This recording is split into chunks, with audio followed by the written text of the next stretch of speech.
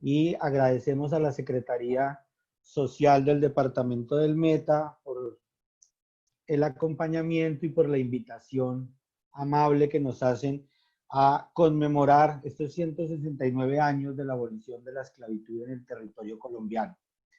Este evento hace parte de una alianza estratégica que tenemos con la Gerencia de Asuntos Étnicos de la Gobernación del Meta y un compromiso institucional de la Universidad de Santo Tomás y de la Unidad de Humanidades por el trabajo, el reconocimiento y el desarrollo del patrimonio biocultural y biohistórico de las comunidades afro en el Meta. En ese orden de ideas, quiero dejarlos con un saludo y una presentación del conversatorio a cargo de Fray Fabio Sánchez, de la Orden de Predicadores, director del Departamento de Humanidades de la Universidad Santo Tomás de Villavicencio y miembro del Grupo de Investigación ABA de la misma unidad. Padre, bienvenido.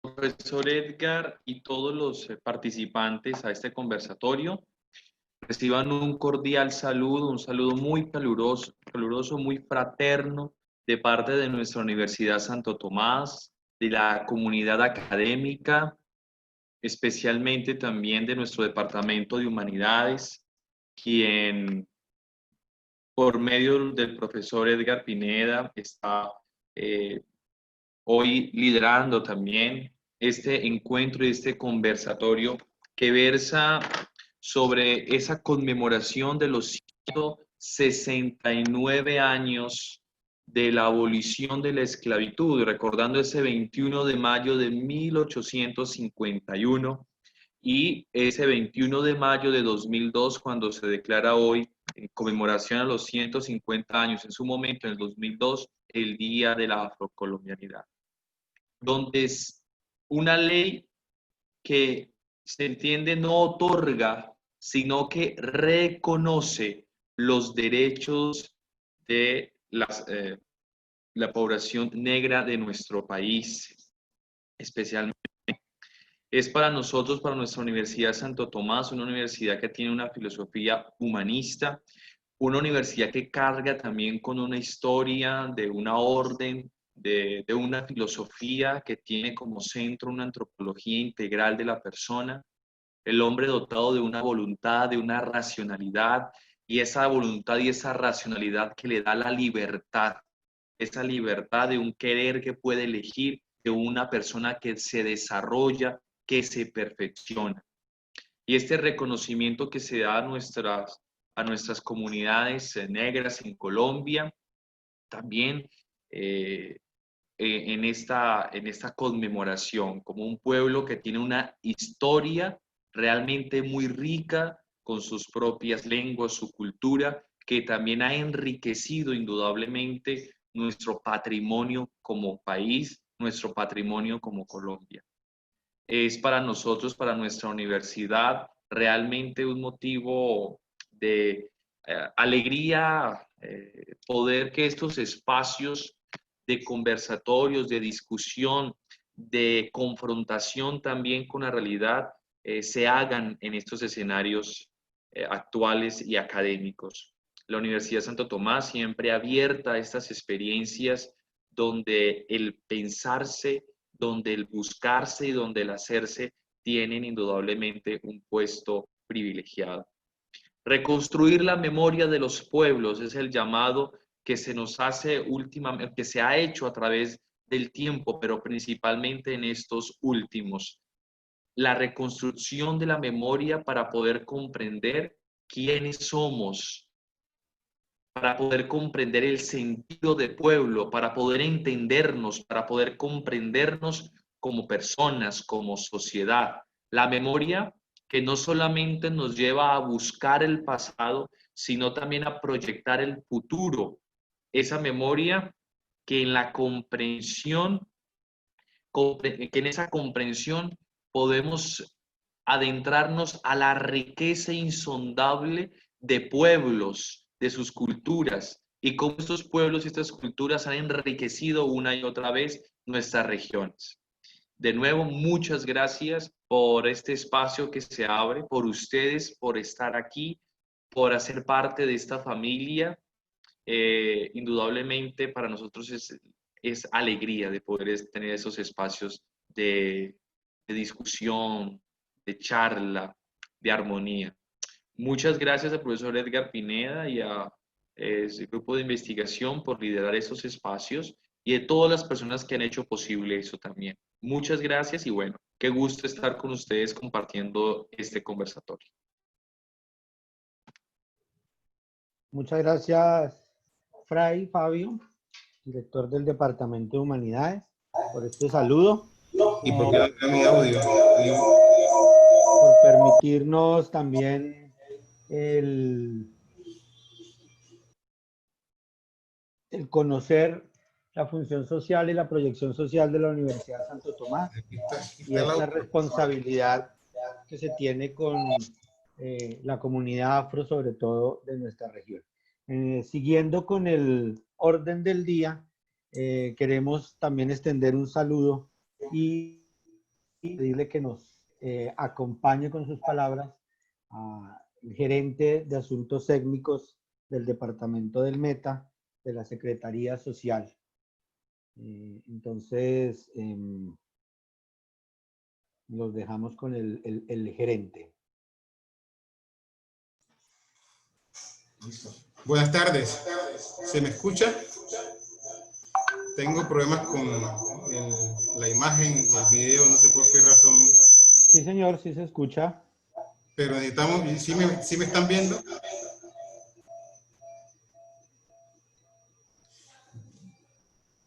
Yo no me estoy viendo, no veo conectada la cámara. La cámara la tengo cerrada y la busco abrir y no me deja abrir la cámara. No, verlo si no lo estamos viendo.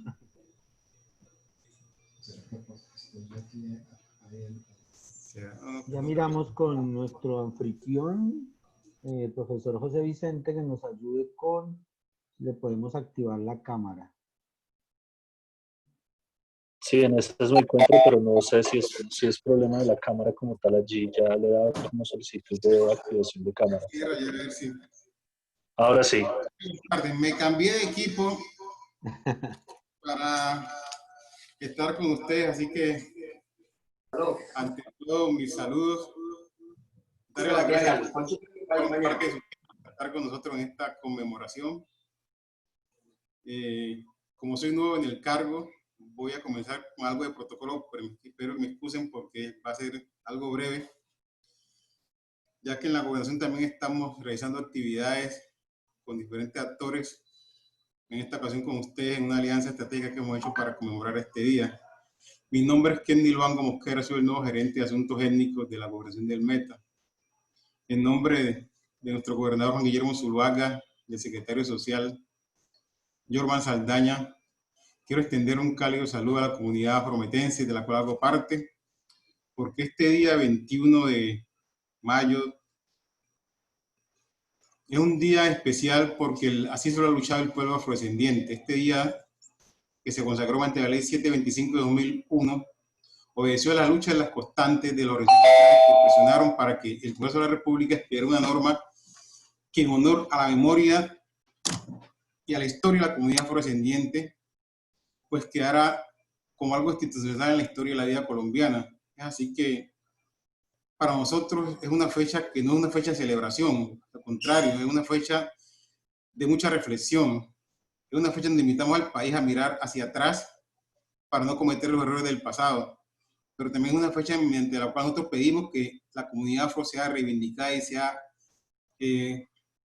restaurada en sus derechos. Aquí en Colombia, no se olviden ustedes que cuando se abolió la esclavización en 1851, se indemnizó al esclavista, pero a la gente africana y a sus familias se les dejó a intemperie, sin casa, sin techo, sin trabajo, sin nada. Y a partir de la presencia americana en el continente, que ya lo hemos dicho muchos autores, entre ellos Iván Sertima, Barry Feld, que data de mucho antes de la llegada de Colón, que también es un tema que hay que desmitificar, hemos encontrado que el hombre afro siempre ha aportado a la construcción del legado cultural de América Latina, ni hablar del mundo. Así que la historia de Colombia no puede contarse y no se cuenta también la historia de los pueblos de piel oscura, de los pueblos afrodescendientes. El legado de nosotros ha estado presente en la vida cultural, en la vida política, en la vida económica, en la vida social y en todas las esferas de lo que es la cultura colombiana, lo que es la sociedad colombiana. Hemos tenido presencia histórica que ha estado marcada por un flagelo que hay que derrotar, que es el flagelo de la discriminación racial, que tiene varias aristas que impiden que los pueblos afrodescendientes puedan desarrollarse. El tema del abandono sistemático, la falta de políticas públicas efectivas, son aquellos fenómenos que impiden que nuestra gente se encuentre y pueda llegar a niveles dignos de vida. En esta ocasión también quiero dar las gracias a la Universidad Santo Tomás, porque desde hace mucho tiempo viene trabajando el tema afrodescendiente en el departamento del Meta. Para nosotros es un motivo de orgullo y estimular a los que siguen haciendo ese trabajo. Ojalá que podamos seguir haciendo mucho más alianzas con ustedes para fortalecer esa memoria histórica del pueblo afrodescendiente en el departamento del Meta. Hay una historia, mucha historia no contada en el departamento del Meta, de la comunidad afro. Nuestra presencia en el departamento data del año 1555. Desde ahí llegaron los primeros afrodescendientes a esta región del país. Al contrario de lo que muchos piensan, que la llegada obedeció a los años 50, 70, que es de época reciente. Nosotros siempre hemos estado habitando esta parte del región de la geografía colombiana, desde los llaneros antiguos hasta nuestros días, el paso por la independencia de Colombia, que mucho tuvo que ver con esta tierra, y muchos de ellos fueron llaneros, afrodescendientes, entre ellos Rondón, para destacar un personaje que en la batalla de Boyacá selló la independencia de este país, en una epopeya que el país debe enarbolar con mucho mayor orgullo, mucho mayor respeto en aras de reconocimiento de los aportes de la comunidad afrodescendiente. También destaquemos que en los periodos actuales hay mucha gente afro haciendo patria en los cultivos de palma aceitera, en los cultivos de arroz, de caña de azúcar. Entonces, este saludo es para recordarles a ustedes que esta conmemoración, que hoy hace parte de la agenda oficial del país, debe reivindicar todo eso que les estaba contando, todo ese legado que hemos hecho al país, ese legado que aspiramos que el día de hoy podamos conversar sobre ese tema. Por tanto, también agradecer al público que nos sigue, porque sé que también sacar este espacio de sus vidas es importante para nosotros podernos comunicar con ustedes y saber también lo que está pensando la ciudadanía en la calle. El departamento del Meta, también comentarles que tiene una política pública afrometense, la ordenanza 1014 de 2018, que recoge parte de esos sueños y parte de esa realidad afrodescendiente en el departamento. Así que este saludo también quería mencionar esos temas y decirle a ustedes que estamos oídos para escuchar a todas las personas que se están sumando en este momento a los participantes, y agradecerles por el espacio que nos dan, y también decirle al profesor Edgar Pineda que esta alianza es una alianza que esperamos seguir consolidando con el transcurso del tiempo. A la universidad también decirle que somos una entidad de puertas abiertas. Y nada, agradecerles por la invitación a participar en este evento. Y aquí estamos. Muchas gracias.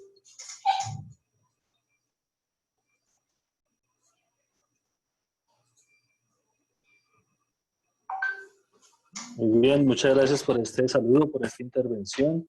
Pues siguiendo con nuestro protocolo, hago la presentación del doctor Edgar Pineda, que nos va a dar este conversatorio, nos va a guiar en este conversatorio. Recordemos que el título del conversatorio son las emociones políticas y morales en la construcción de memoria afro en el Meta.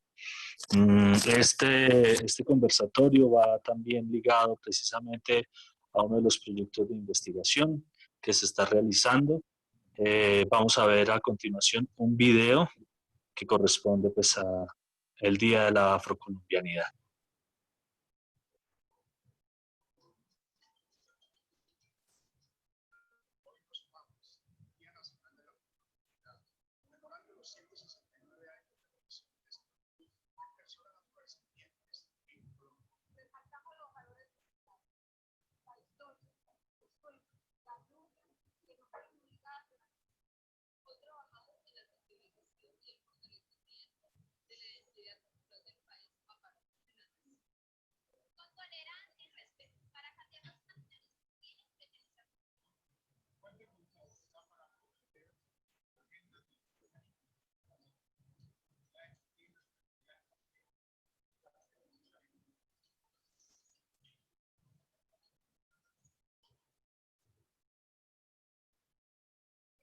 con este video que le decía yo esta misma tarde, esta misma mañana, perdón, a James, que les había quedado muy bonito.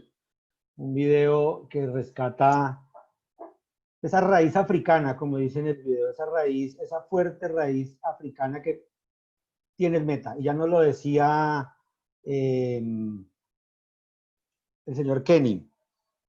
No es una presencia esporádica, no es una presencia reciente. No somos, y me perdonan el incluirme ya, unos invitados. No somos foráneos. Los pueblos afrocolombianos en la Orinoquía colombiana y en el departamento del Meta tienen una presencia histórica. Hacen parte de la construcción de la identidad llanera. Si es que no es, que es a través de ellos se ha construido esta identidad llanera. En este orden de ideas,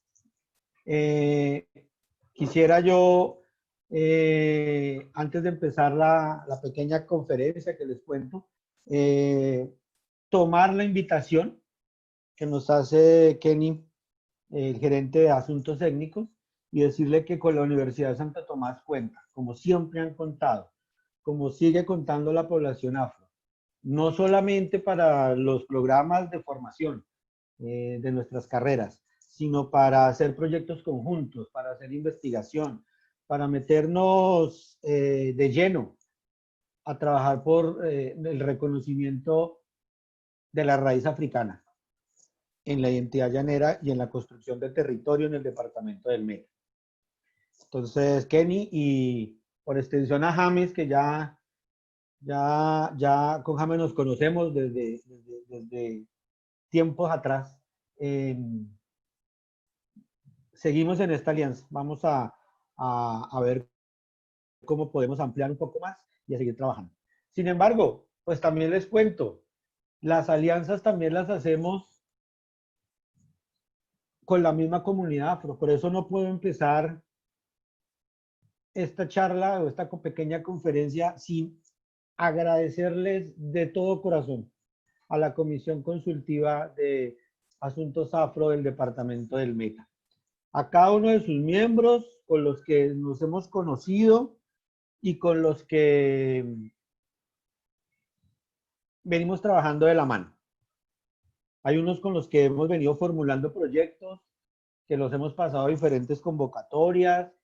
Hay algunos con los que venimos desarrollando estrategias de acompañamiento social, con otros estamos haciendo investigación. Entonces, a los consultivos afro del departamento del Meta que nos están oyendo y que pueden estar hoy conectados, muchísimas gracias por el apoyo, muchísimas gracias por su amabilidad, por demostrar esa grandeza y esa solidaridad que tiene el pueblo afro. Antes de este confinamiento y esta pandemia, pues nos habían recibido ya algunos de ustedes en sus municipios para poder desarrollar un proyecto que ya hace un año, larguito, por allá en un hotel del centro de Villavicencio, no me acuerdo, en una visita que hicimos a una de las reuniones de la comisión consultiva, les presentábamos lo que en ese momento era un borrador de un proyecto. Pues hoy en día, un año después, ya llevamos 6, 7 meses de andar con este proyecto. El proyecto tiene como nombre Rutas y Trayectorias del Poblamiento Afro en la Orinoquía.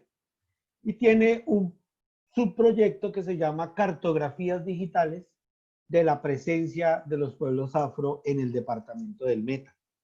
A nosotros en este proyecto nos interesa no solamente conocer todos estos hitos de poblamiento, todos estos momentos en los cuales la presencia de los afro ha estado en el departamento, sino, y es esencial, cuáles han sido esas emociones políticas y morales que han marcado la presencia del afro en el departamento. Por ende, nuestra investigación no es una investigación histórica. Nosotros no somos historiadores y no lo pretendemos ser. Nuestra investigación es de un corte antropológico, es de un corte social, en el cual queremos rescatar y evidenciar cómo las emociones han estado presentes en los diferentes hitos y momentos en los cuales la población afro ha hecho presencia de una u otra forma en el territorio. Por eso, esta pequeña charla o esta pequeña conferencia que yo quiero traerles a ustedes versa sobre el título Emociones políticas y morales en la construcción de memoria afro en el meta. Yo quisiera ahí que me confirmaran si la presentación se está viendo. O si no, ya la comparto. Se está viendo solo la página de Facebook de la Gobernación del Meta. Ah, bueno, ya regáleme, entonces dejo de compartir esa para poder compartir la presentación. Menos mal me dio por preguntar a tiempo, si no yo aquí hablando y Listo, ya se ve bien. Sí, señores, muchas gracias. Entonces, como les decía, este es el título de la presentación, Emociones políticas y morales en la construcción de memoria afro en el departamento del Meta. Tiene como marco, pues, el Día Nacional de la Afrocolombianidad. Tiene como marco de referencia estos 169 años que conmemoramos,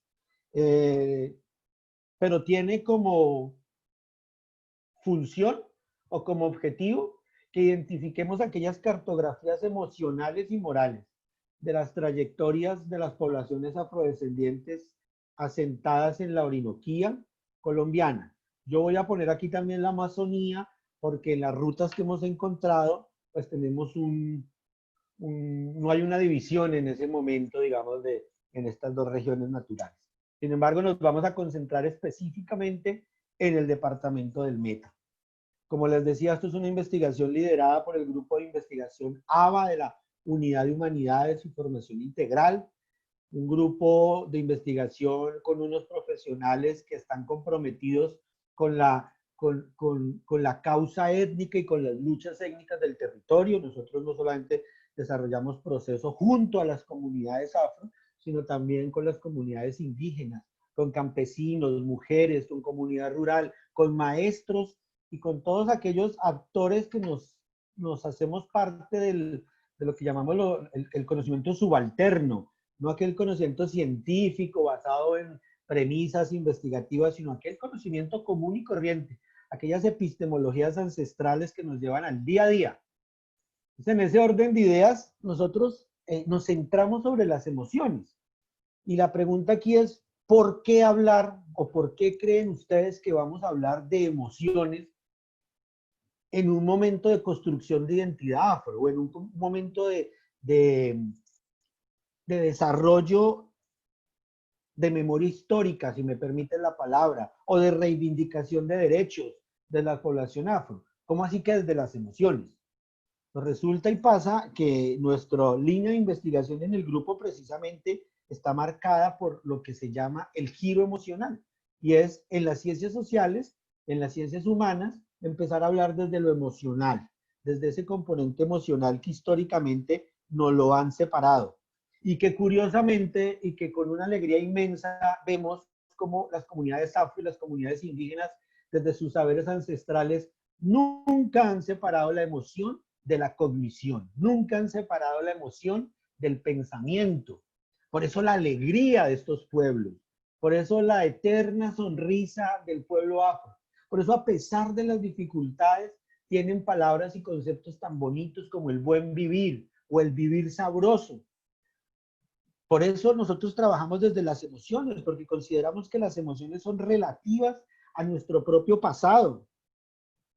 Las relaciones nos permiten tener una relación con los objetos y a esos objetos cargarlos de amor, de ira, de dolor, de temor. Por eso nosotros trabajamos con las emociones, porque las emociones arrastran como el río, como esa cultura del río, sedimentos que afectan nuestra propia personalidad. Porque consideramos que hablar de identidad afro hoy en el Meta, en Colombia, en Latinoamérica, no puede ser ajeno al reconocer las emociones que la memoria, que los recuerdos y que los anhelos de estas poblaciones afros tienen. Las emociones están vinculadas a nuestro pasado. Llevan consigo un halo de historia que permea y que determina lo que somos como afro y como población de raíz africana en el departamento del Meta.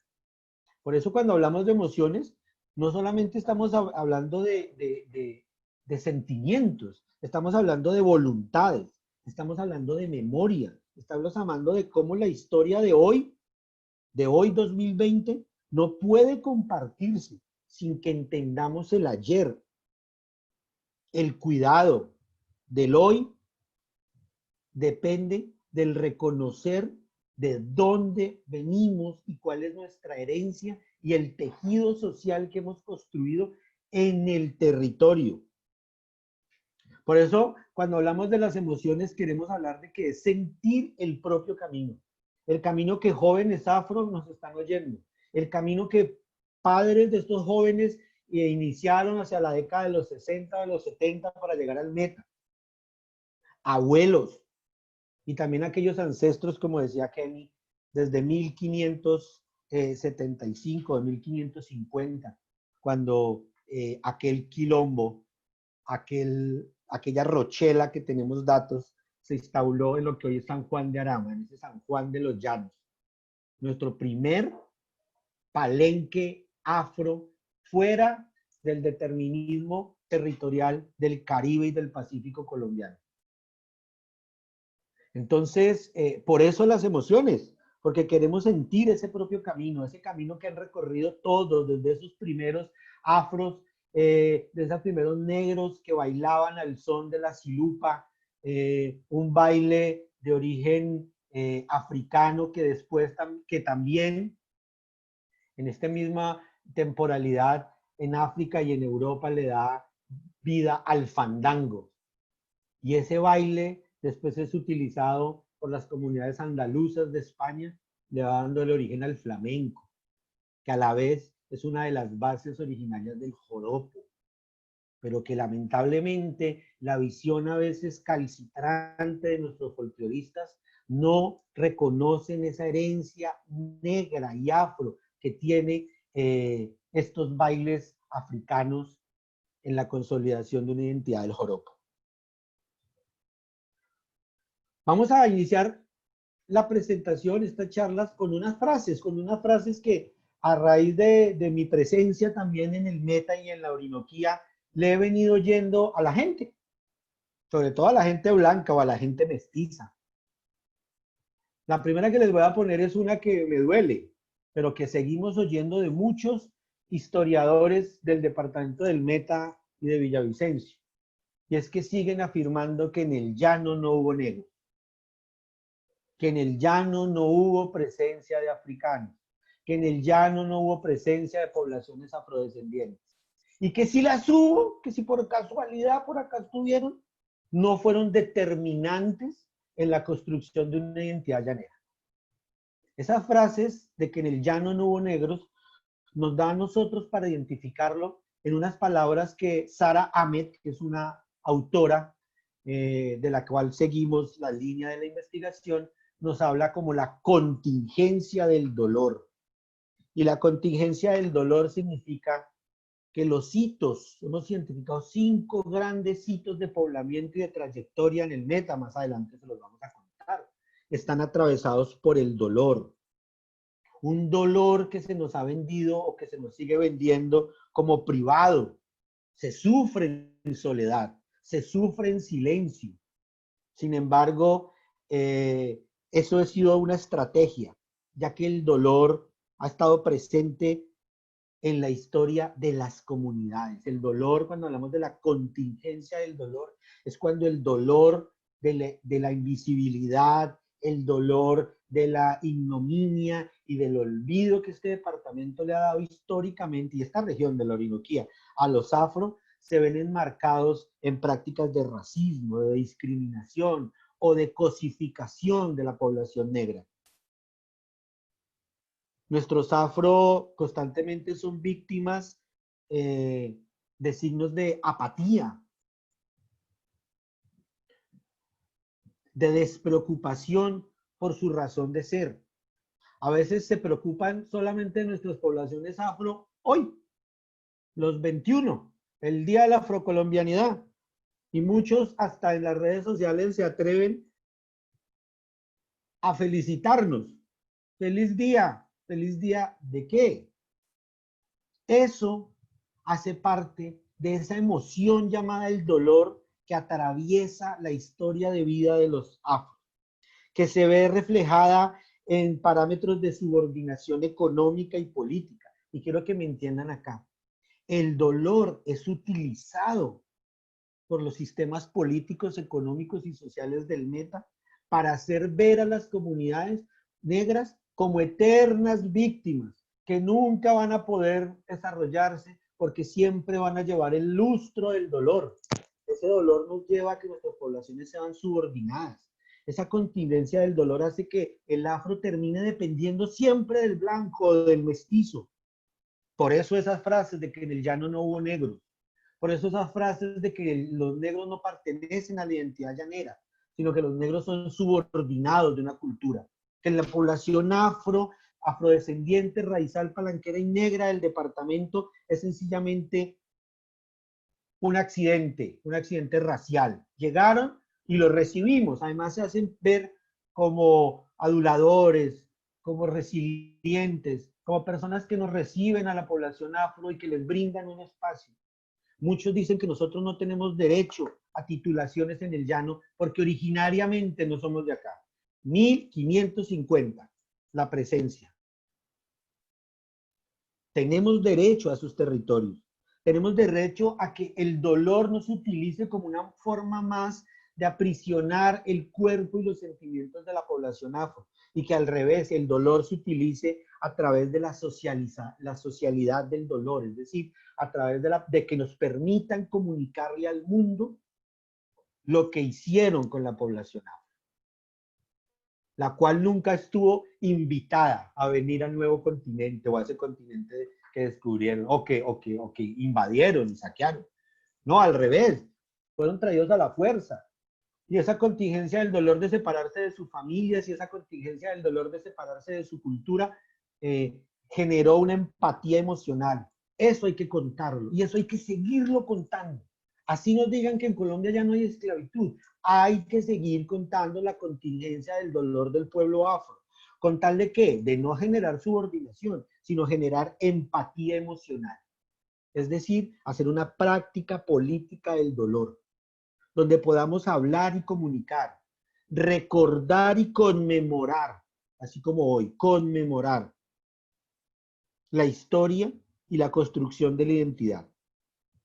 Solo de esta forma podemos crear una política colectiva afro, basada en la posibilidad que tenemos de revivirnos en la historia, pero también para que todos, sin importar el color de su piel, entendamos que podemos aprender a vivir juntos, así sea con la imposibilidad de la reconciliación.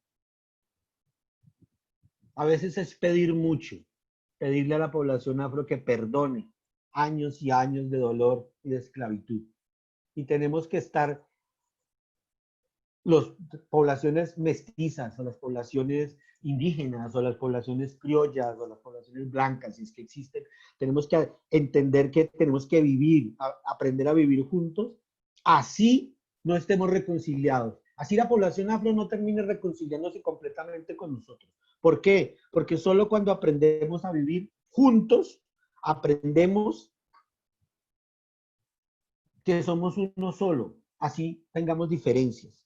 Por eso, la frase, en el llano no hubo negros, es falsa. Las trayectorias y los territorios nos llevan a 5 grandes hitos de poblamiento en el departamento del Meta. Unos atravesados por el dolor, la colonia, las prácticas extractivistas que van desde las minas, desde el pensar que había oro en el río Güejar,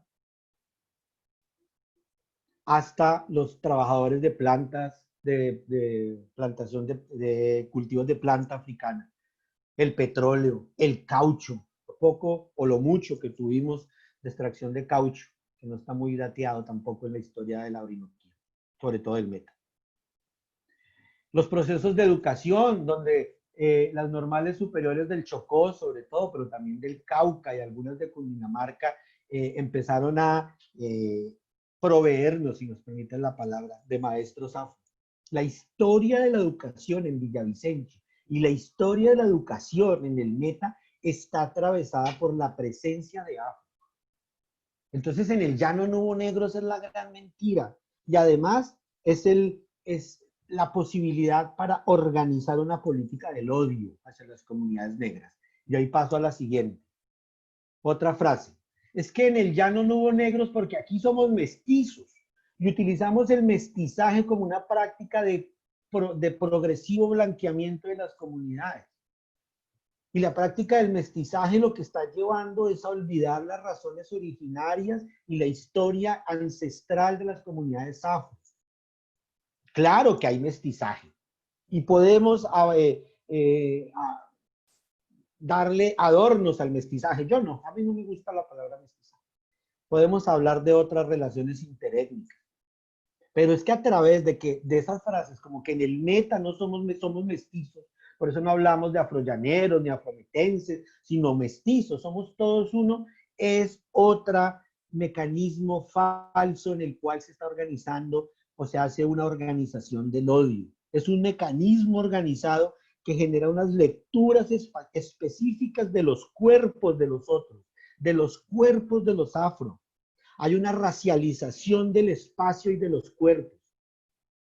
Seguimos, a pesar de que nos digan que en el Meta somos mestizos, seguimos pensando que las poblaciones afro son del Pacífico, del Caribe, que todos son pescadores, que la mayoría son pobres, que algunos son futbolistas, otros deportistas, porque buenos para el deporte sí son, porque otras son reinas, porque qué cuerpos los que tienen las mujeres afro, que comen pescado.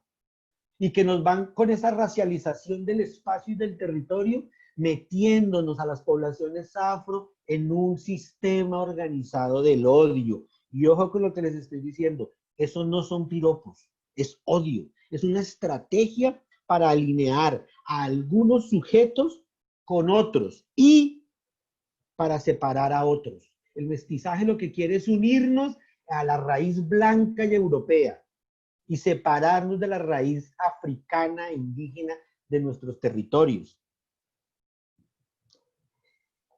El mestizo, dicen algunos, ¿no? El odio es producido. Algunos dicen el mestizo construyó esta tierra, se reivindicó en el papel, construyó la identidad llanera.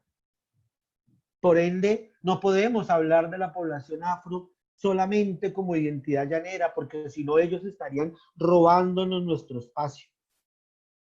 ¿Sí ven lo que a los discursos como llevan? Entonces pasamos las poblaciones afro de exigir una reivindicación de derechos y de historia a ser usurpadores de la identidad metense y de la identidad llanera. Esos discursos de que somos mestizos, de que la identidad llanera se convirtió con varias aristas y varios ingredientes de muchas razas, lo único que quiere es hacer olvidar las verdaderas herencias étnicas de esa identidad, de aquellos primeros hombres descamisados con pantalón arremangado y montando a lomo de caballo que relata Humboldt, que se encontró en el camino de Santa Fe, Bogotá, hacia los llanos. Esa es la imagen del llanero. La imagen del llanero tiene un origen en lo afro.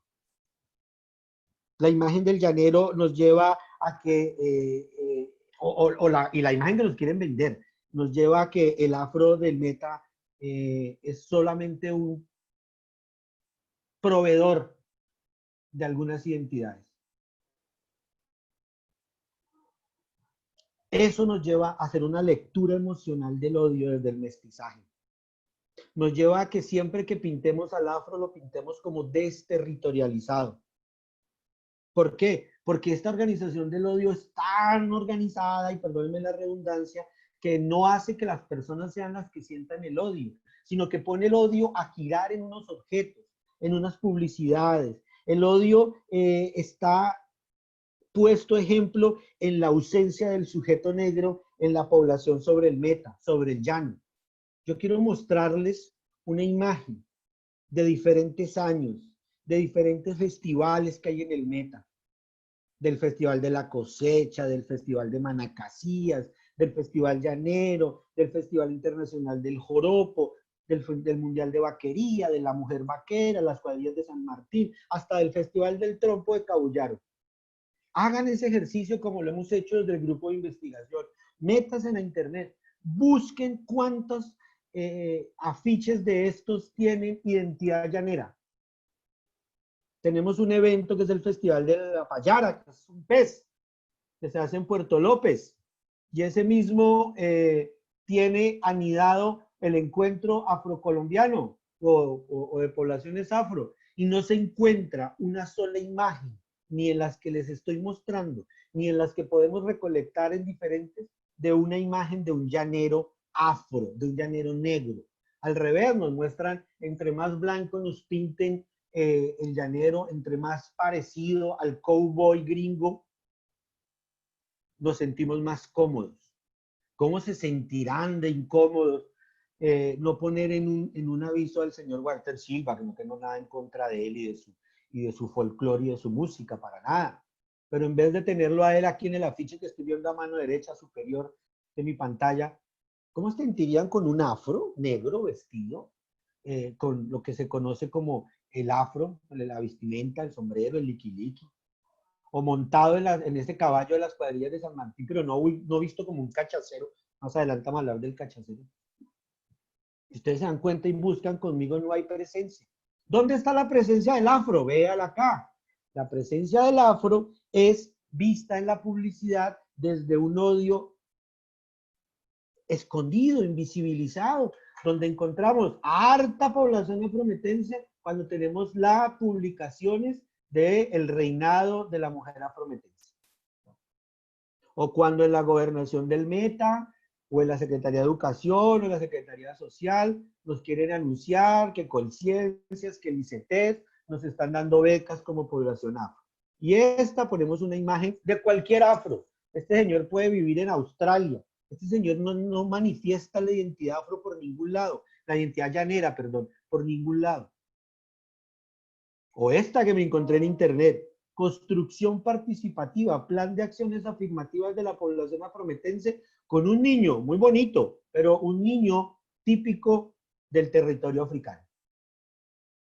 O cuando nos pone el mismo gobierno del mismo estado, mire, becas jóvenes afrometenses. No, desconozco si ellas son del Meta, pero son imágenes que son diferentes a este tipo de imagen. Este tipo de imagen sí es una imagen territorializada, es una imagen de la identidad llanera. Esta imagen puede estar en cualquier lado. Festival gastronómico en el llano, todo esto es del Meta y de Villavicencio, con un vestido del Pacífico, así lo decimos. Y aquí nuestro exalcalde. Esta es la imagen de afros que tenemos. Me perdonan aquí algunos, pero yo toda la vida y nunca voy a dejar de criticar lo de hace un año. Negro por un día. Eso es lo que nos dice la publicidad. Si ve a lo que nos lleva el odio, a que ni cuenta nos demos que estamos tras una organización de un odio racial. El odio es un signo. El odio no nos lo han puesto en las personas. Usted entrevista a una persona y dice, no, yo no odio a la población afro. Pero miren, el odio se vuelve un signo. Se evidencia a través de la invisibilización del afro en el territorio. Por eso el odio lo consideramos como una de las emociones que subyacen a la construcción de identidad llanera y por ende a la exclusión de la identidad afro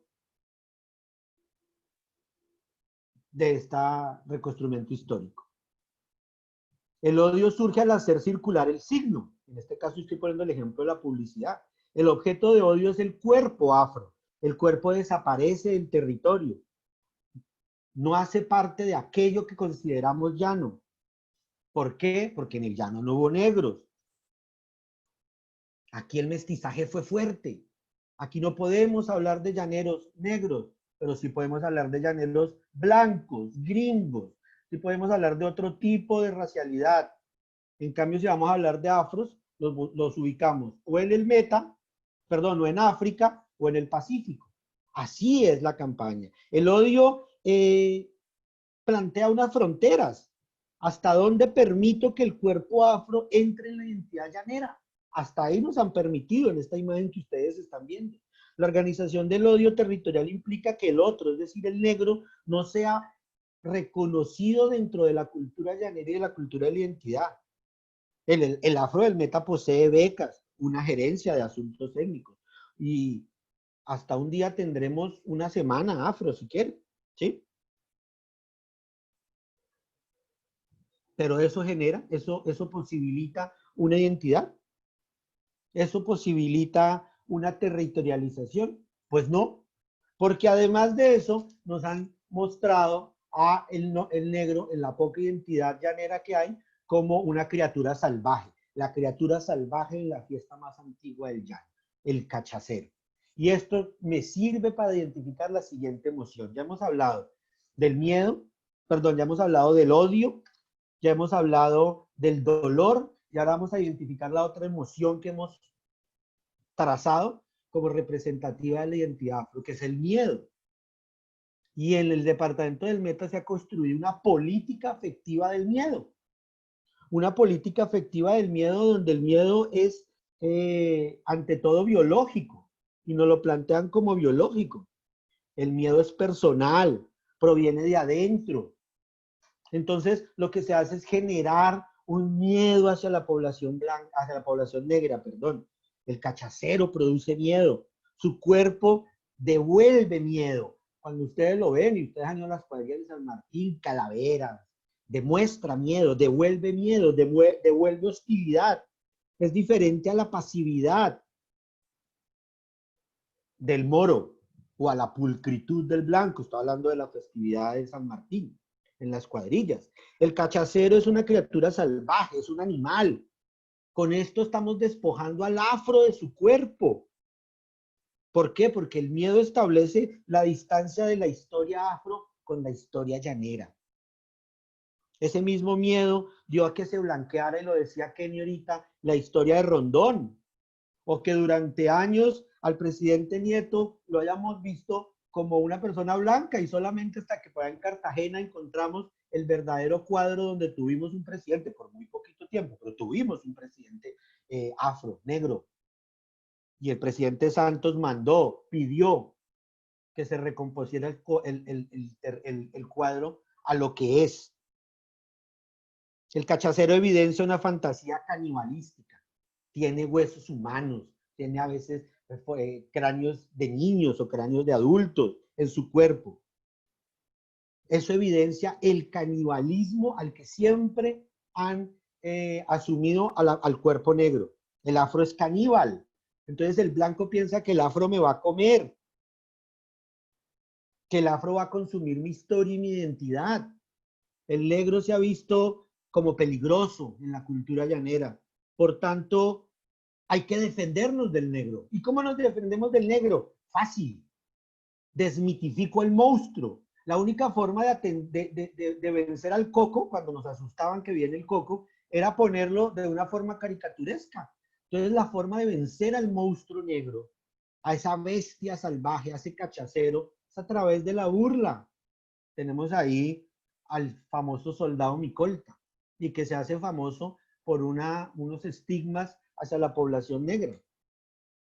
Nos defendemos del negro a través de la burla, la cosificación, la caricatura. Tenemos ahí en esta imagen fotos de colegios que celebran el Día de la Afrocolombianidad, pero que lo celebran haciendo, y perdónenme la palabra, disfrazando a niños con pelucas y pintándolos con betún.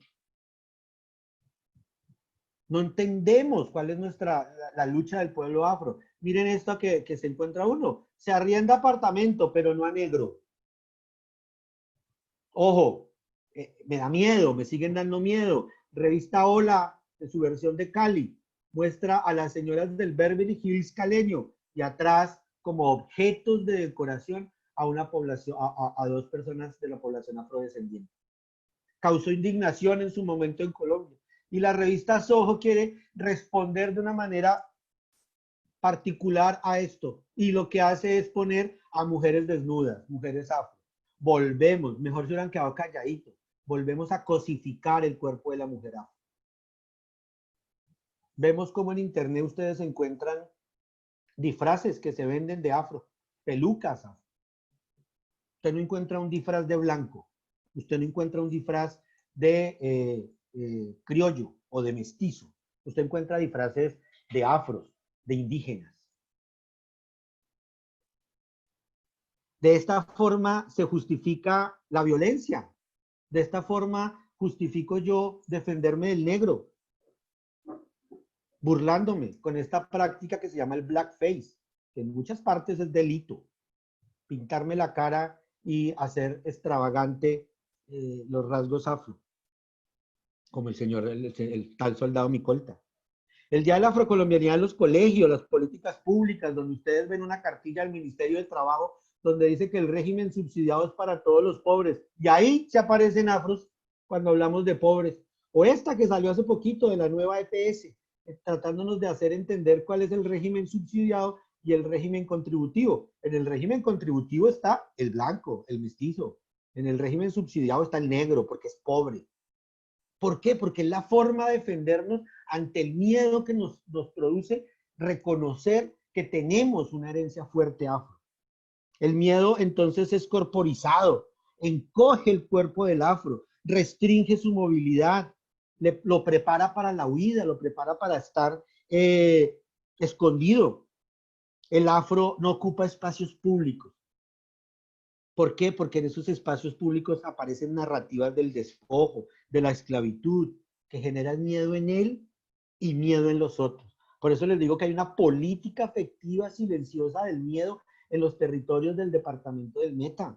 Y bueno, y de Colombia.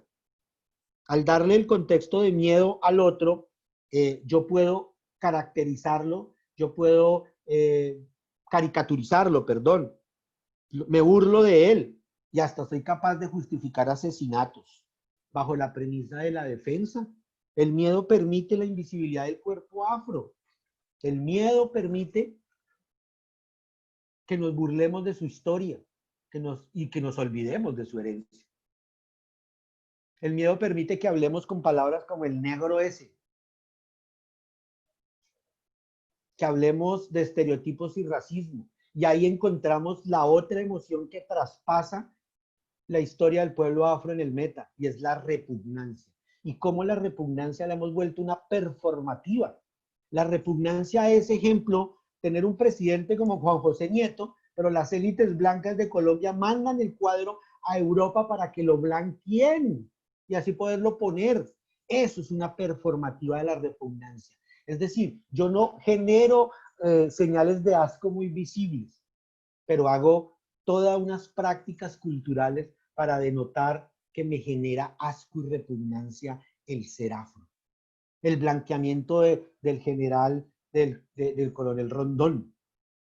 Mira estas noticias, ejemplo. Llegó la hora de los afrollaneros y hasta celebramos la noticia cuando los villavicenses raizales saben que el sector comprendido de la famosa calle de los negros, esto es una noticia que salió en el periódico El Tiempo, donde hablaba de que por fin el gobernador Alan Jara le daba la posición que tenían los afro en el Meta. Eso no hay que darle las gracias.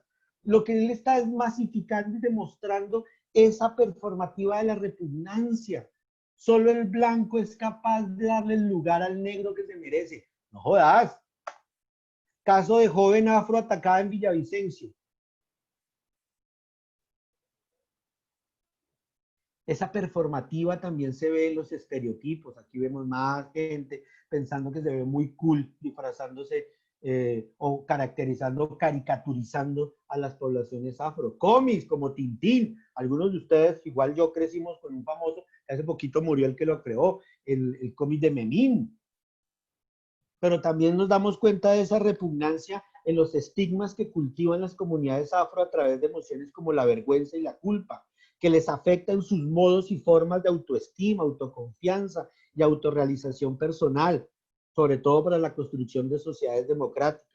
No solo se siente repugnancia del afro, sino de su cuerpo, de su cultura y de todo lo que ellos representan. ¿Por qué no hay juguetes? ¿Por qué los jardines infantiles, los colegios, no tienen material de trabajo, de lectura que tenga que ver con las comunidades afro? ¿Por qué?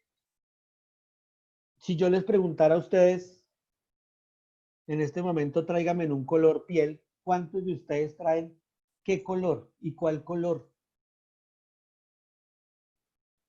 Eso es repugnancia. La repugnancia genera alejamiento, distanciamiento del afro. No lo permite estar en los mismos espacios que generan los otros. ¿Por qué? Porque me genera náusea y repugnación. Y aquí pongo una contracultura. Yo pongo aquí al superó, al maestro superó, al profesor superó y a Cevichica, no porque representen ese estigma de repugnancia, al revés, porque es una caricatura que ha logrado coger esos estigmas y volverlos reivindicación del pueblo afro. A pesar de que manifiesta unos estereotipos, el profesor superó es el que nos enseña a hablar y la población afro es la que nos ayuda a bajar los índices de la ignorancia. Y el superó y Cevichica fueron los que nos ayudaron a recomponer y a reconstruir nuestra herencia en el bicentenario. Son unas luchas contra la repugnancia, porque la repugnancia no solo se vive, no solo se vive en arcadas, en alejarme de lo que me genera repugnancia, sino que se dice, se manifiesta con palabras de distanciamiento, con prejuicios, con estigmas. Ejemplo, es que los negros son solo deportistas y cantantes y reinas de belleza. La repugnancia se manifiesta en la ausencia visual de referentes afro en el meta, en la ausencia de libros afro y en la ausencia o presencia de los afro en otro tipo de libros de texto infantil, en la baja producción de industrias de consumo, si lo quieren llamar así, con características afro, en los objetos. Como les digo, solo piensen en qué tipo de color me traerían muchos de ustedes si les digo, por favor, alcáncenme en un color piel. Ahí está la repugnancia. ¿Y eso qué genera? La otra emoción que hemos encontrado, la vergüenza. Y yo vuelvo y pongo, a mí me perdonarán algunos amigos míos que siguen trabajando ahí. Yo sé que no lo hicieron con esa intención, pero no friegue si la embarramos con hace un año de ser un negro por un día. ¿Por qué? Porque es que eso lo que hace es generar vergüenza del afro hacia los otros y de los otros hacia el afro.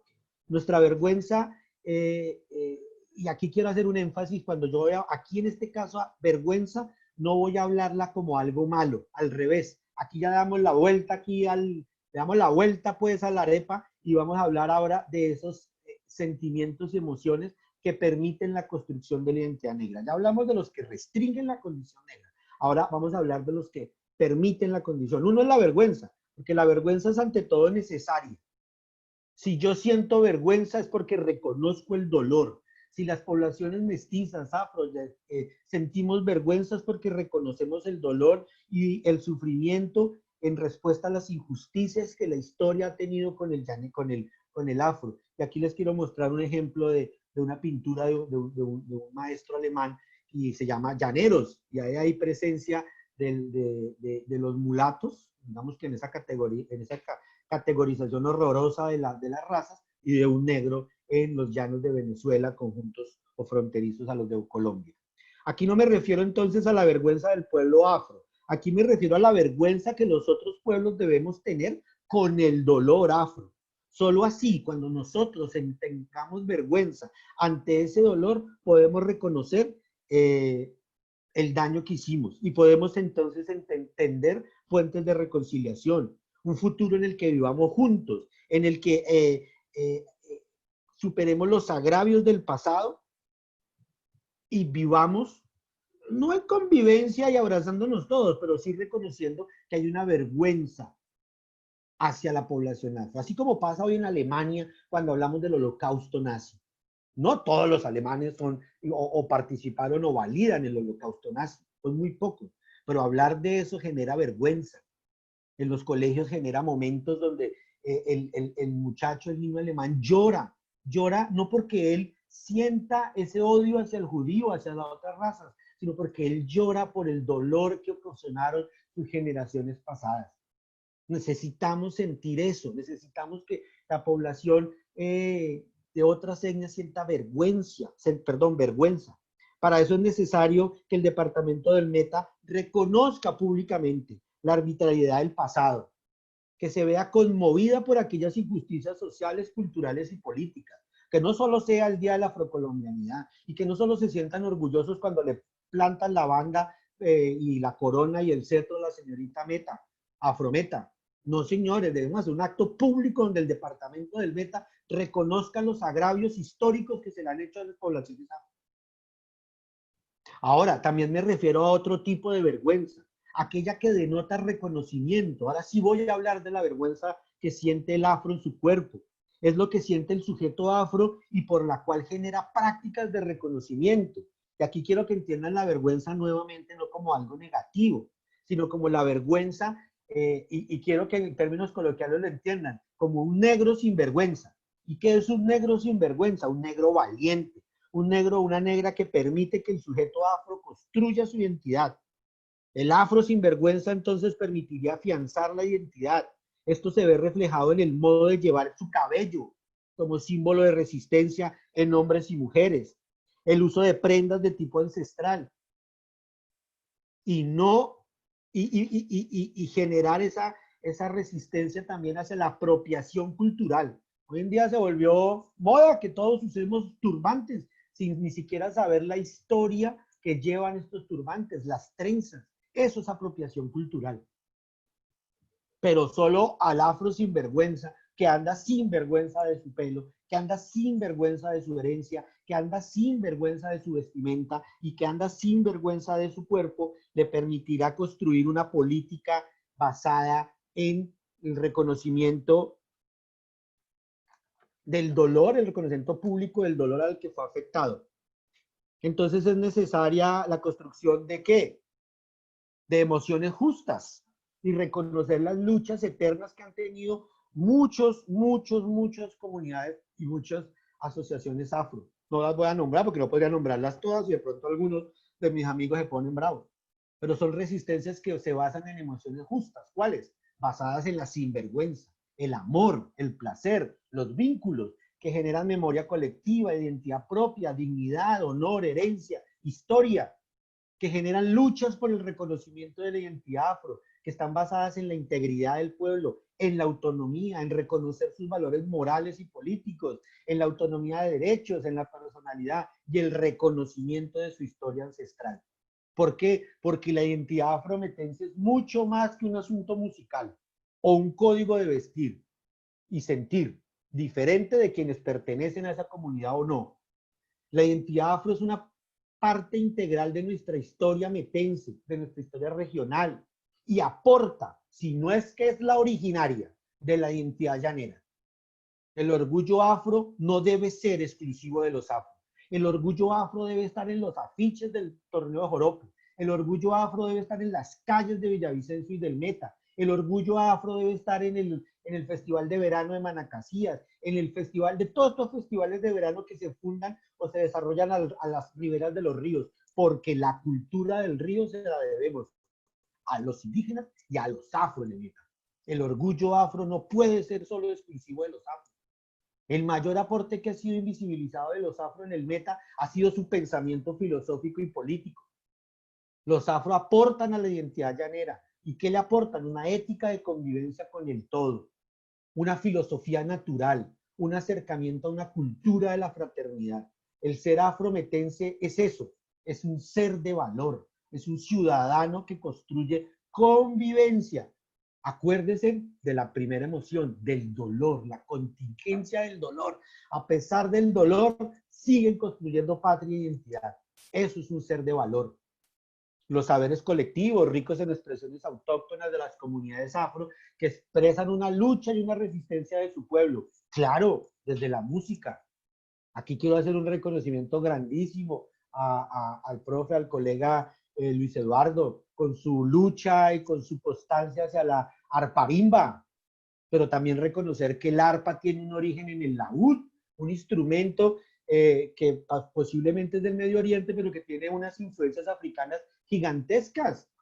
Las oralidades. Aquí no podemos reconocer los cantos de arrullo o los cantos de ganado de trabajo, que hoy son patrimonio cultural de la nación, tienen un origen afro, de las comunidades afro que traían las artesanías, la espiritualidad, los juegos, las danzas y ante todo las voces y cosmovisiones ignoradas de todos aquellos y aquellas afro hombres, mujeres, niños y jóvenes, población LGBT y afro, que desde 1550 están trabajando por una identidad llanera. Es necesario que el departamento del Meta le devuelva la preeminencia y la importancia pública al afro en el Meta, no en campañas políticas, no en los momentos de que busquen nuestros votos, sino público, un evento público. No lo podemos hacer ahora por el COVID-19, pero lo tendríamos que hacer. Ya para terminar, nosotros hemos identificado 5 hitos de poblamiento donde hemos identificado todas estas emociones.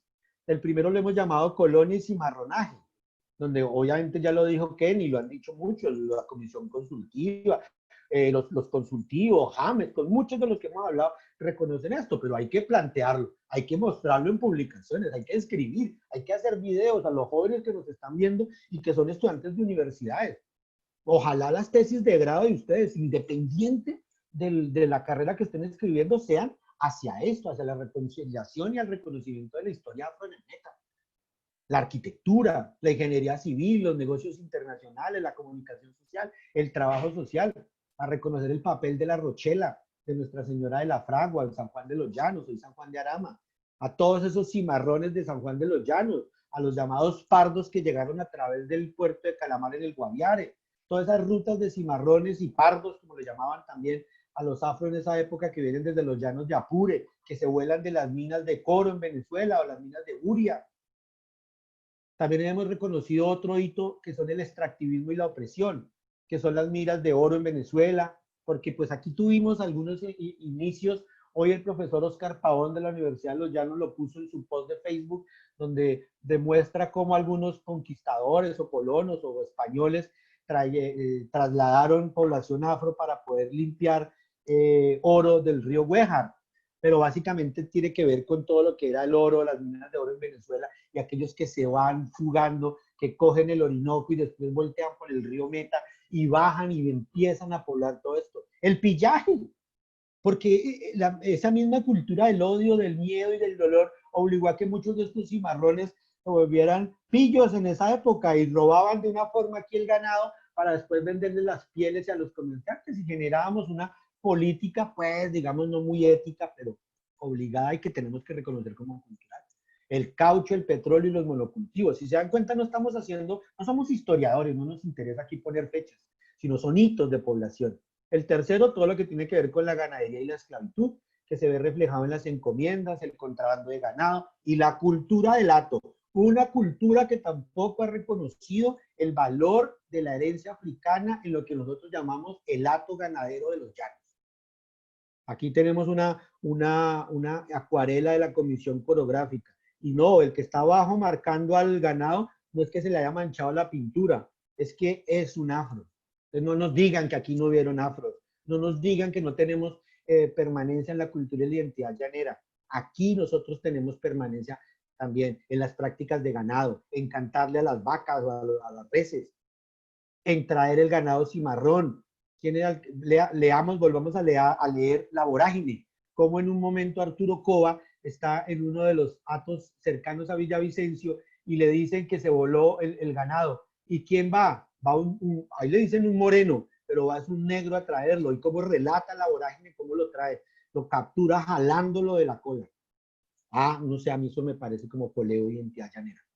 4, educación y desplazamiento. Lo que yo les hablaba, de una segunda colonización a través. Todo lo que es la segunda colonización, o sea, la colonización del llano, aquí ya también trajo ya población afro, pero sobre todo la gran herencia que tenemos de maestros que han venido de diferentes normales a trabajar. Esa herencia afro que tenemos hoy en Puerto Rico, en Meta o en Puerto Concordia, de maestros que han venido del Guaviare, pero que además han venido del Cauca y que se han trasladado. Aquí maestros en Villavicencio. El mismo reconocimiento de la población afro reconoció, el gobernador Alan Jara en su momento reconoció a su maestro afro que lo educó en el colegio. Y el quinto hito lo hemos llamado conflicto y humillación. Es aquello que tiene que ver con la presencia de las guerrillas liberales, las guerrillas comunistas, toda la guerrilla, la FARC, todo esto, los paramilitares y autodefensas, el ejército y la policía y el proceso de paz, quienes a través de sus cuadros de mando y sus estructuras militares tenían población afro en sus filas, que muchas veces se desplazaba con sus mismas familias o que después de dejar las filas, pues se asentaban en el territorio. ¿Para qué? ¿Para qué hacemos todo esto si nosotros no somos de población afro? ¿Por qué hacemos? Porque nosotros confiamos en las emociones de la esperanza, el amor y la solidaridad. Aquí tenemos otra acuarela que muestra la cultura afro y su herencia, un indígena, saliva y digamos que en la referencia de la foto dice mestizo, pero que está haciendo sus prácticas de caza. Uno con el arco y otro con una cuerda al estilo de atarraya. No voy a leer esto porque ya voy a acabar, pero todo lo que tiene que ver con la herencia de la ganadería y todo lo que tiene que ver con la construcción del patrimonio biocultural. La comida, las preparaciones de comidas centradas en la carne vacuna tienen una herencia histórica africana. La etnobiología, el relacionamiento con las plantas, la curación, el empleo de hierbas, hay que rescatarlo de nuestra cultura afrometense. La manera de cómo se registraban los nacimientos, las defunciones, los cantos de arrullo, los velorios, ahorita que está famoso el meme del baile, los bailes del difunto que hacíamos, los esclavos y las ceremonias que terminan nutriendo la comunidad o la identidad llanera, los cantos de arreo, vaquería, el zafra, que tienen memorias propias de los afro y que han tenido, y que han tenido una historia en eso. La influencia de la surupa y otros bailes africanos en el joropo, ¿sí? ¿Qué nos queda por hacer ya para acabar?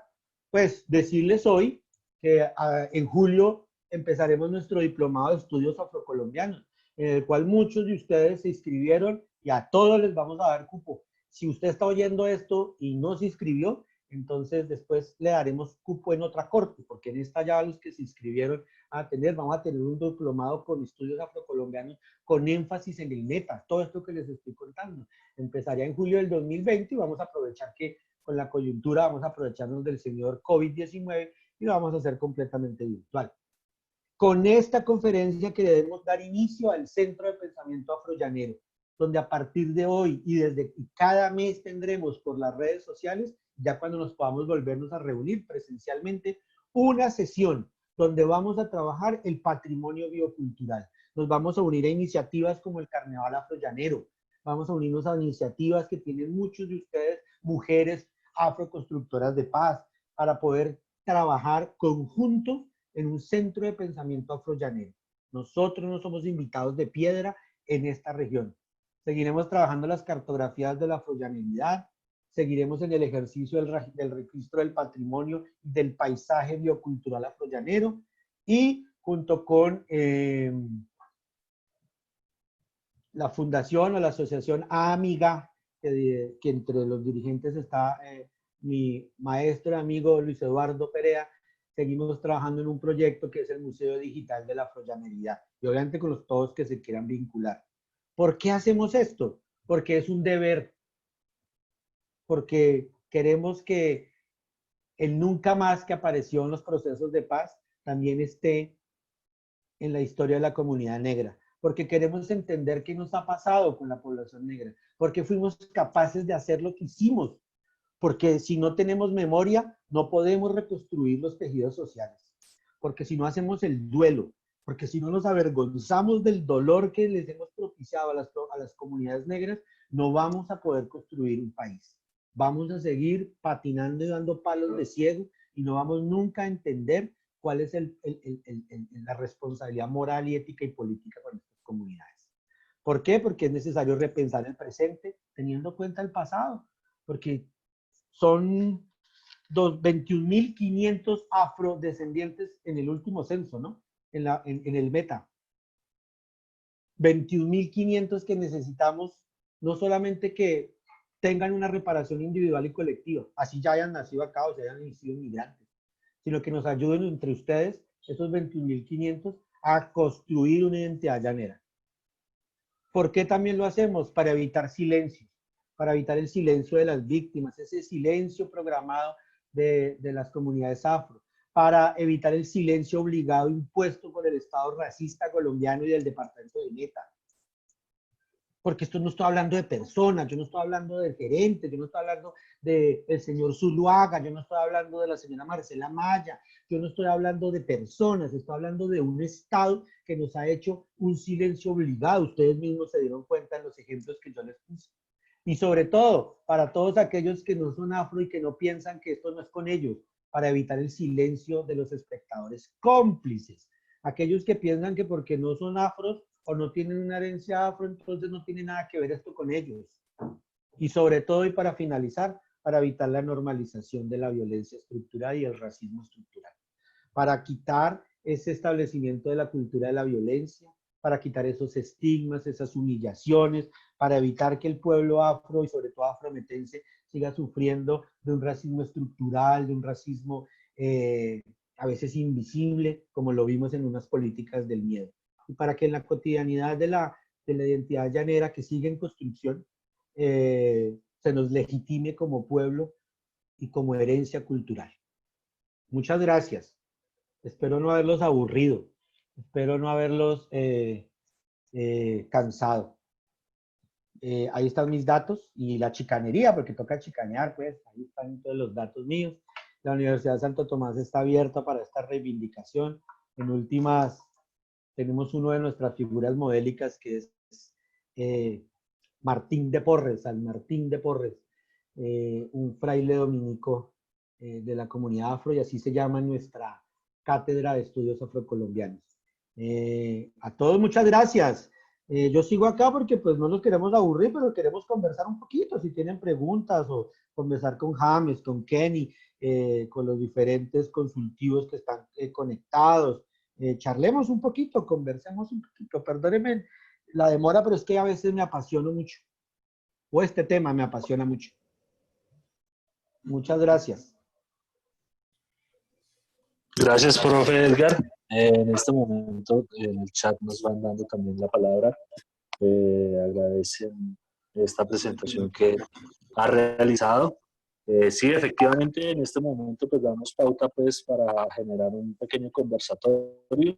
La idea de este conversatorio es girar en torno a unas 4 preguntas, 5 preguntas, y pues las que también nuestros oyentes en este momento lancen.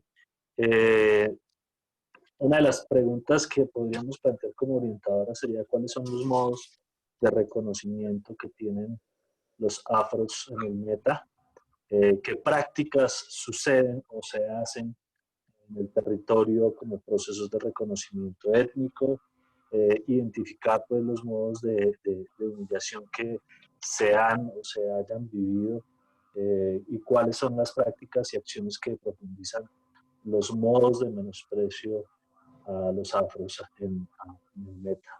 Y pues por último, una última pregunta pues para dar como línea al conversatorio: ¿cuáles son las emociones presentes en la construcción de identidad afro hoy? Entonces, esas son las palabras. Damos micrófono abierto a quienes quieran, desean participar.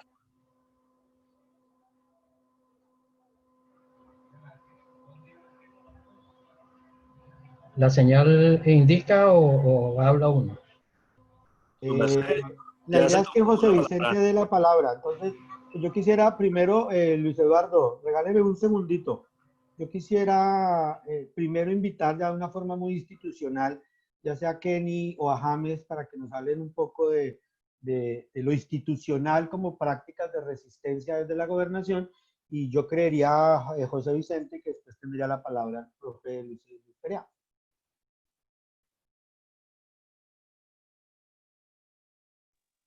Sí, claro que sí. Sí, buenas tardes. Estamos aquí. Y Kenny. Mire, ante todo felicitar a Edgar por su investigación. Me parece que ha hecho un trabajo excelente. Motivarlo a que sigamos haciendo este tipo de ejercicios. Y lo que podemos sumando, nos sumamos.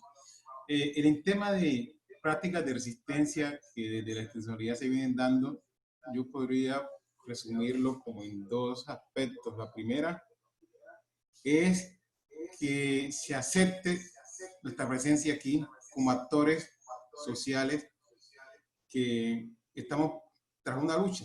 que es reivindicar nuestros derechos desde la institucionalidad.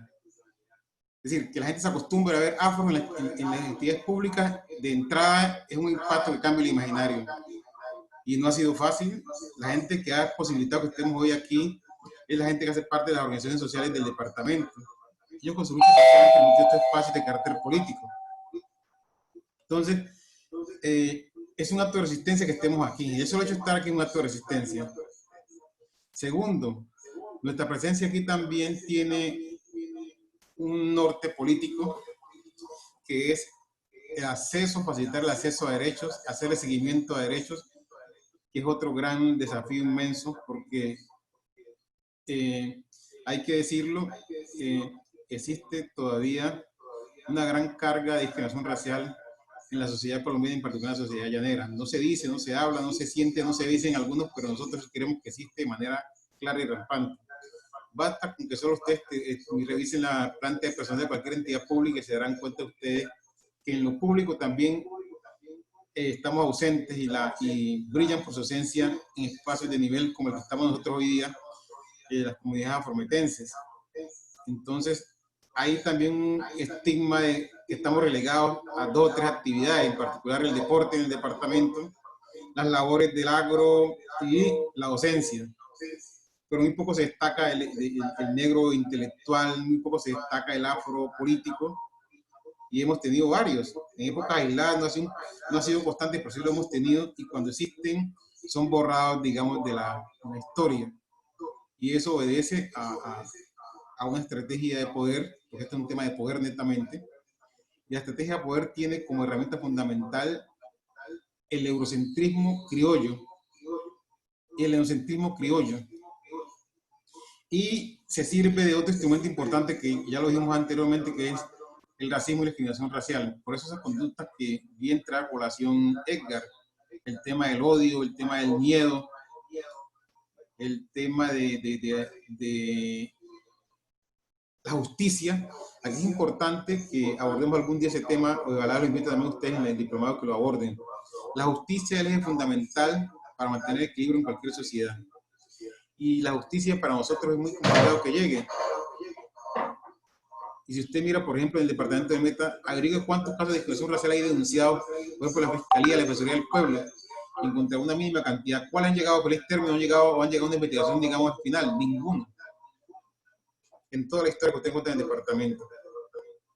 Y eso lo digo, lo sé porque lo hemos investigado. No usted encuentra un solo caso de discriminación racial que haya llegado hasta las últimas consecuencias. Vamos estando las pruebas allí. Entonces, si no hay justicia operando de manera equilibrada, equitativa, respetando los entornos culturales, el enfoque étnico diferencial, que es de reconocimiento nacional e internacional, pues difícilmente nos vamos a reconciliar.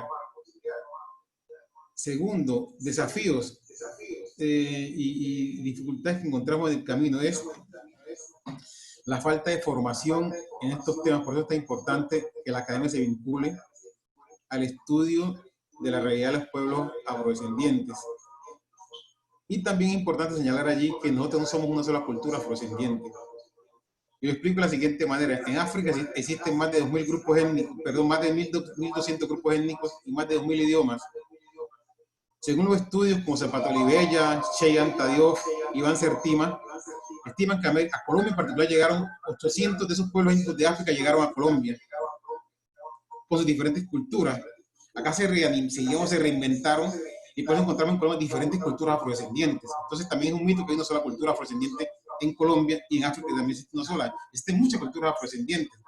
Por ejemplo, el habitante afro del Pacífico Norte es diferente del Pacífico Sur, al del Caribe. También es diferente al afrollanero. Y me agrada mucho que Edgar haya tocado ese punto, porque a mí también me apasiona mucho como investigador el tema de reconocer la presencia de la gente de afrodescendientes del llano, porque llegamos por las dos vías, tanto por Venezuela como por el lado de acá del Magdalena, y Bogotá, y etcétera, y por ahí bajamos la cordillera. De eso lo conoce muy bien también el compañero Perea, que está allí en línea, que también ha venido investigando el tema. Y es un tema que tenemos que profundizar porque existen bastantes vestigios, pero siempre la negación de derechos, la negación de nuestra capacidad intelectual, la negación de la inclusión de nuestra variable dentro de la cultura, de la literatura, ha hecho que la gente desconozca ese tipo de sucesos. Entonces, esos son desafíos, retos y prioridades que nosotros vivimos también acá al interior. Hay que también reconocer que se han venido habilitando muchos espacios. Tú mencionabas, Edgar, el tema de la política pública que hoy tenemos, que con todos los errores que pueda tener, se viene abriendo paso a una grieta que se está abriendo el sistema. La presencia de esta gerencia que esperamos fortalecer con la ayuda de todos y sobre todo porque esto es un tema de la lucha social de los pueblos étnicos, tanto indígenas como afro, es importante, un faro importante que hay que mantenerlo encendido. Entonces yo quisiera, para recoger el tema, manifestar también un asunto que me parece importante abordar, que es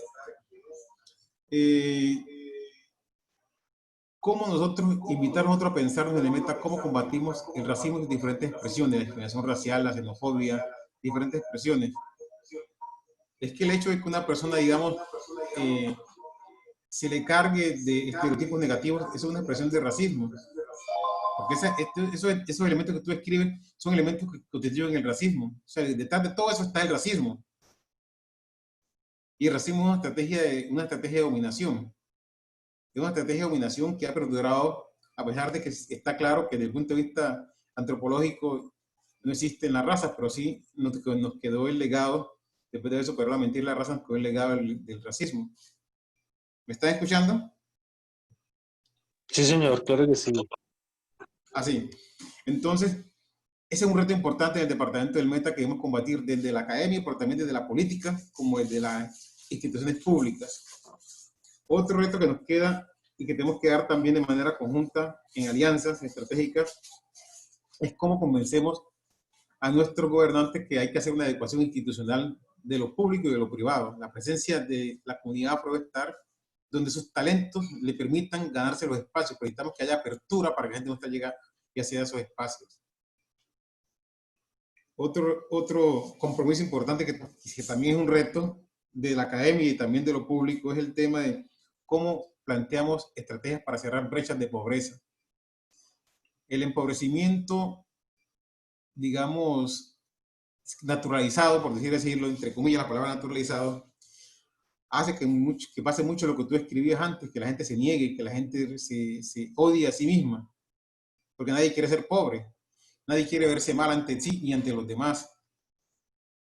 Ese sentimiento agobia a la gente, le hace dar angustia, le hace odiarse, le hace sentirse inferior.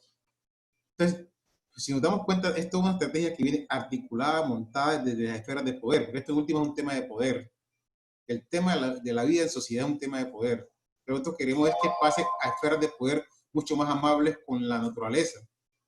En la cosmovisión afrodescendiente, por eso se habla mucho de la filosofía Ubuntu, porque nosotros creemos que como seres humanos somos parte del cosmos y el cosmos es el que dio la naturaleza. Nosotros somos parte también de esa estructura de la naturaleza. Entonces, si nosotros entre todos somos solidarios, si entre todos practicamos la ayuda mutua, vamos rápidamente a combatir ese tipo de expresiones. Y entonces nos vamos a dar cuenta que en últimas, el reconocimiento activo se va a empezar a posesionar en las esferas de poder. Y las esferas de poder comienzan en la familia. En la familia, desde ahí comienzan las esferas de poder. Cómo en la familia nosotros reeducamos la mente de nuestros hijos, de nuestros vecinos, de nuestros amigos en el barrio, para que entiendan que la diferencia es nuestro mayor potencial como pueblo. La cultura de estos pueblos es lo que más enriquece este país. Uno cuando sale de Colombia se da cuenta que la gente lo que más dice uno es, hey, Colombia, ya hay afros ahí, indios ahí. La gente le gusta esta diversidad que hay en Colombia. Digamos, lo reivindican como mundo.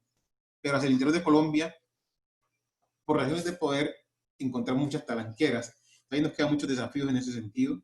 Vamos a intentar aportar lo más que podamos y tener mucha escucha para buscar la manera de que eso sea combatido.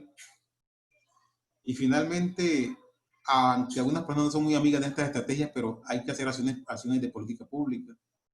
Acciones de política pública para poder, de manera articulada y planeada, atender los temas que más afectan a estas comunidades. Y por eso creemos que si la academia produce información fiable de la mano de las comunidades, vamos a contar con herramientas que nos permitan romper con argumentos esa estructura que está tan enquilosada que no permite el acceso a derechos. Les quería compartir esa anotación antes de darle la palabra a otro compañero que está ahí pendiente, creo que era viendo la palabra al compañero Perea. Moderador. Sí, señor James, muchísimas gracias. Me había confundido de nombres. Soy Kenny Luango. Aló, aló. José, José, es que tienen los computadores cambiados, ¿no? Hay, dice, en la pantalla sí. dice James, pero es Kenny. Ay, carajo. Bueno. José, esa es una estrategia que estamos utilizando, tranquilo. Eso estoy viendo porque estoy más perdido. No, pero James, Kenny James, pero James estaba ahí. ¿Cómo así? Bueno, va. Le damos la palabra Tenemos nuestra propia estrategia, es una estrategia. ¿Ah? Le damos la palabra al profesor maestro Luis Perea, que también tiene participación precisamente en este conversatorio. Pero antes de profe Perea, regálame un segundito. En el chat nos han escrito varias cositas. La primera, pues un saludo para todos de parte de Germán Franco. Él es afroresidente del municipio de Puerto Lleras y pues agradece muchísimo este espacio y pues que nos hace la observación que no tuvo mucha divulgación. Digamos que la divulgación pues fue por parte de la universidad, fue por parte de nosotros, desde los medios particulares, es decir, a modo de chat, a modo de publicaciones en Face, digamos que se tuvo esa divulgación.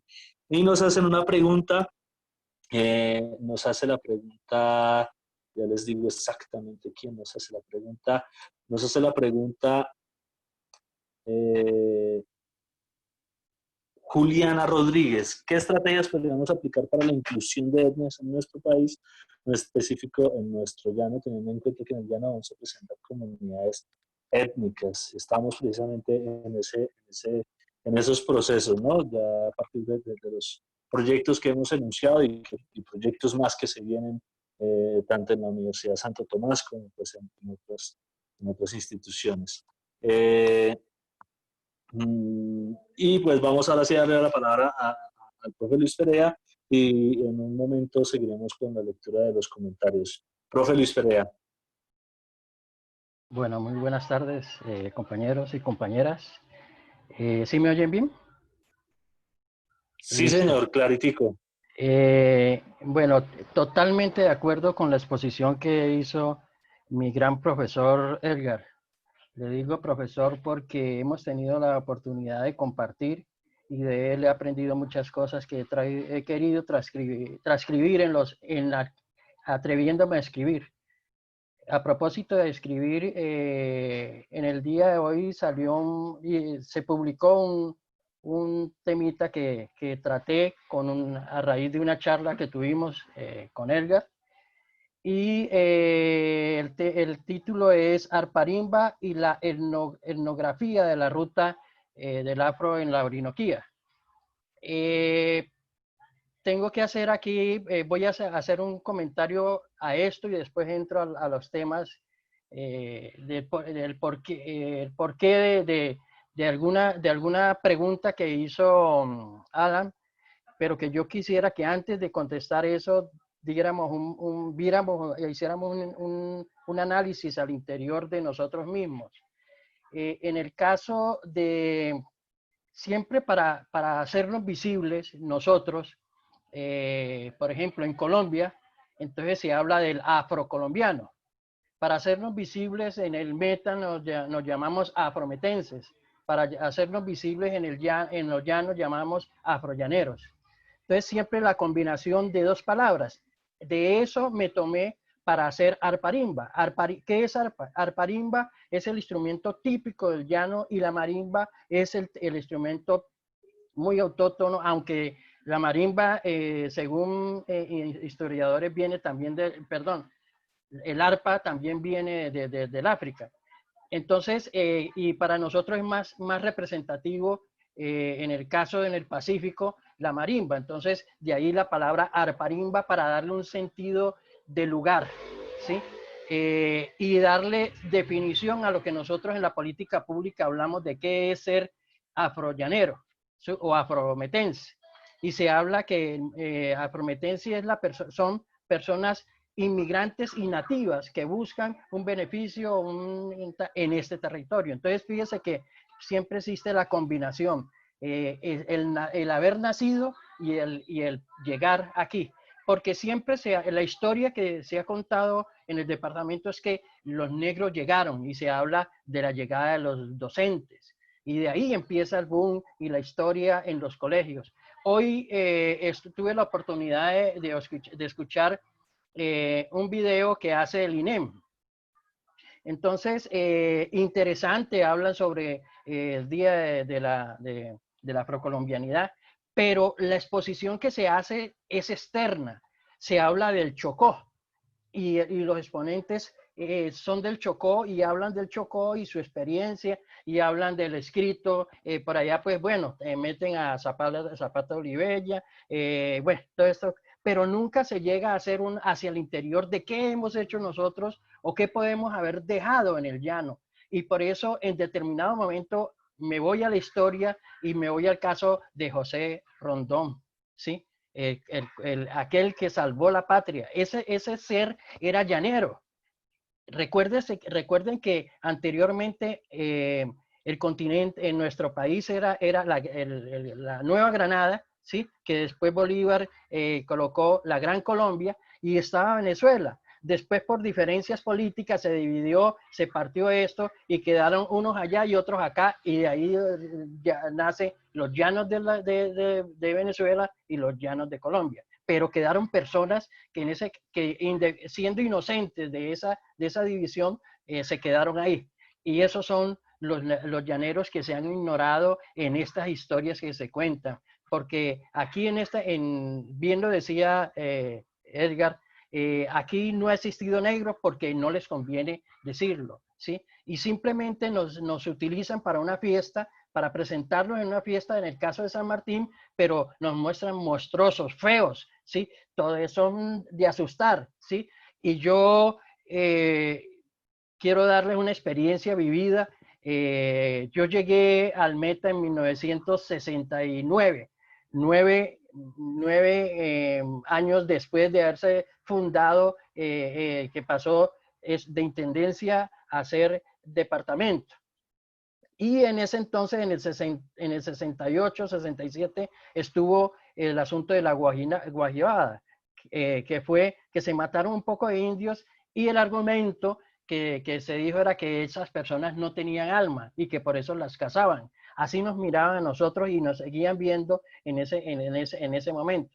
De esas cosas salgo, mi papá trabajaba en el DAS. Él era radiooperador o radiochispita, que se llamaba en ese entonces, es decir, el ingeniero de sistemas de ese entonces en la comunicación, y vivíamos en San Isidro, ahí cerca del Colegio Caldas. Vivía en la parte de abajo del San Isidro, y al salir, una tarde salí y de pronto iba caminando y de pronto sentía que se cerraban las puertas y de pronto un niño gritó, viene un negro, y todo el mundo cerró la puerta. Yo pues venía de Cali, de una ciudad que no tenía ningún problema, lo tomé muy jocosamente, pero después comprendí qué era lo que estaba sucediendo. Era que aquí no se aceptaba al negro. Y es tal que si nosotros oímos el poema de Caporal y el espanto, ¿sí? que es la narración de ese cachacero, como el llanero, el criollo, derrota al mal que era negro, alto y botaba fuego, ¿sí? Y lo mata, y era, pues, entonces derrotó al mal. Entonces, siempre esa cuestión de que nosotros por debajo. Bueno, en esa para dejar de preámbulo esa partecita. Hay algo que me preocupa a mí, que debe ser también una estrategia uniendo a la que exponía Kelly ahorita, es el examen a nosotros mismos, un examen al interior y al exterior, ¿sí? Porque aquí hay la idea del cangrejo. Decía un gran expositor, nosotros trabajamos como el cangrejo. ¿Y cómo trabaja el cangrejo? Si uno mete 2 cangrejos a un hueco y entonces uno trata de subir, el otro lo baja. El otro trata de subir y otro a lo último se resignan y se quedan abajo y no buscan la salida. pareciera que en determinado momento, cuando nosotros nos ponemos a producir, hay personas que están en esa posición de no dejar surgir al otro y opacarlo y tratar de no mostrar lo que el otro está haciendo. Entonces, hemos cogido la estrategia, algunos que hemos entendido eso, de pegarnos siempre a una parte neutra. Producir, no ser tan evidente y seguir produciendo, pero ir creciendo. Esto me lo enseñó Norman Estupiñán, un profesor de la universidad que falleció el año pasado, gran amigo, era de Tumaco, investigador. Y él me decía eso, hay que pegarse y hay que ir, pero nunca hay que quedarse como el cangrejo, hay que dar un pasito, porque a lo último usted ya está arriba y la otra persona todavía está allá abajo. Entonces, las preguntas que hace Alan, interesante, pero también diría yo, ¿qué hacemos para tener esa identidad? Porque es que nosotros no tenemos identidad. ¿Por qué no tenemos identidad? Porque no tenemos una historia. Nuestros hijos, yo soy bayuno, salsero clásico, bailo salsa clásica, me gusta la salsa clásica, ¿sí? Mis hijos, mis hijas, ¿sí? Les gusta la salsa y bailan salsa, ¿sí? Mi esposa es barranquillera, le gusta la música del Atlántico, el vallenato, etcétera, etcétera. Entonces llevan ese matiz de dos cosas, pero en determinado momento se sienten más identificados por las tierras de nosotros que por esto, ¿sí? Por este territorio. ¿Por qué? Porque nosotros no le hemos dado unas bases a esas personas que nacen aquí, a esos llaneros natos, porque nosotros somos inmigrantes, ¿sí? A que empiecen a mirar a querer su tierra y a sentir el sentido de pertenencia. Y a veces, bien lo decía ahorita Edgar, sobre la exposición, lo que decía Alan Jara, en el momento que alabó a su profesor negro del Caldas. Yo estudié con Alan Jara en el Caldas, por eso la amistad que existía y algunos lo vieron de una forma, de otra manera y bueno, eso es otra cosa, otro cuento para contar. Y puedo contar el sentimiento que sentíamos nosotros, no a ese profesor, sino al profesor, porque a nosotros en el Caldas nos enseñaron a querer el profesor. Nos levantábamos, saludábamos y era mi profesor, fuera del color que fuera, pero era mi profesor. Ese sentido lo llevábamos los caldistas de ese entonces y ellos empezaron a querer de esa manera al profesor como yo lo aprendí y empezaron a mostrar sus sentimientos. Esa parte dentro del proceso educativo cambió y hoy por hoy el profesor simplemente, a veces yo le pregunto a mis nietos, ¿cómo se llama su profesor? No saben, ¿sí? Cuando nosotros anteriormente lo primero que teníamos que aprender era el nombre del profesor por respeto, por el saludo. Estas cuestiones también hay que tener en cuenta en ese análisis antes de llegar a buscar qué nos identifica a nosotros acá. Porque también lo decía Kelly, pues a nosotros nos ha identificado en el territorio como unos deportistas. Yo fui basquetbolista, llegué a trabajar en las empresas como el SENA, como el Seguro Social, fue por el basquetbol, ¿sí? Yo fui preselección Colombia y como tal había ese afán de tenerme y el SENA me jaló, el seguro me jaló y yo me fui con el mejor que en ese momento para mí era el Seguro Social.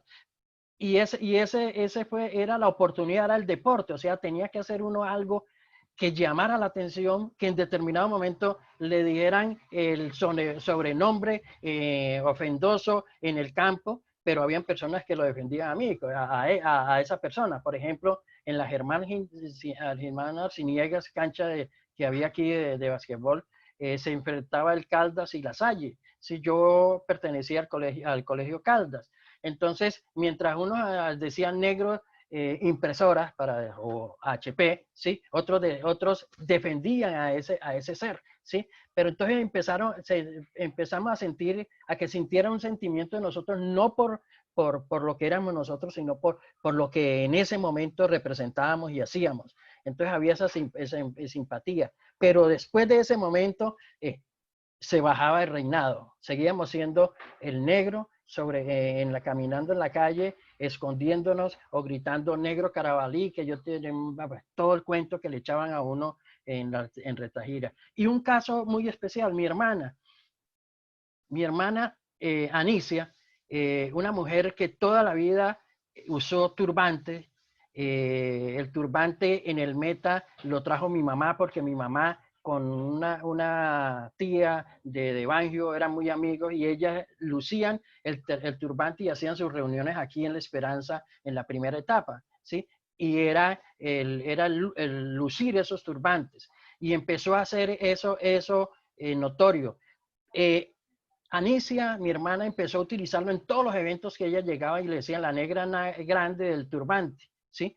Entonces, de un momento a otro, nuestro grupo empezó también a usar, a lucir, la mujer empezó a lucir ese turbante y hacerlo lucir como ella lo lucía. Quiero resaltar de que Anicia fue la primera que usó ese turbante y de pronto puso a la moda en la mujer cuando empezaron a hablarse de sus derechos y se formó una organización que hoy se conoce Más Turbantes que Discriminación, creo que esa es la organización, pero nace de ahí. Entonces, es bueno que miremos cómo suceden las cosas y que le demos importancia a las cosas internas y de pronto empecemos a valorar muchas cosas que hemos dado y que no se han valorado y de pronto en este momento, el día de la procolombianidad, valdría la pena hacer una caracterización, un inventario de las cosas buenas que hemos hecho, porque hemos hecho más cosas buenas que malas y empezar a dar una identidad de territorio con cosas buenas. La política pública es un proceso de nosotros hecho a las mil maravillas. Yo soy enamorado de ese proceso, ¿sí? Lo encuentro perfecto para empezar a construir desde ahí, ¿sí? Entonces, bueno, hay mucha tela para cortar. Yo dejo aquí y si hay alguna pregunta, entonces asumo. Entonces, gracias y les agradezco me habían escuchado. Profesor Luis Pereira, muchísimas gracias. En este momento vamos a dar cierre al conversatorio. Hay una serie de preguntas que obviamente estamos guardando, yo estoy guardando en este momento,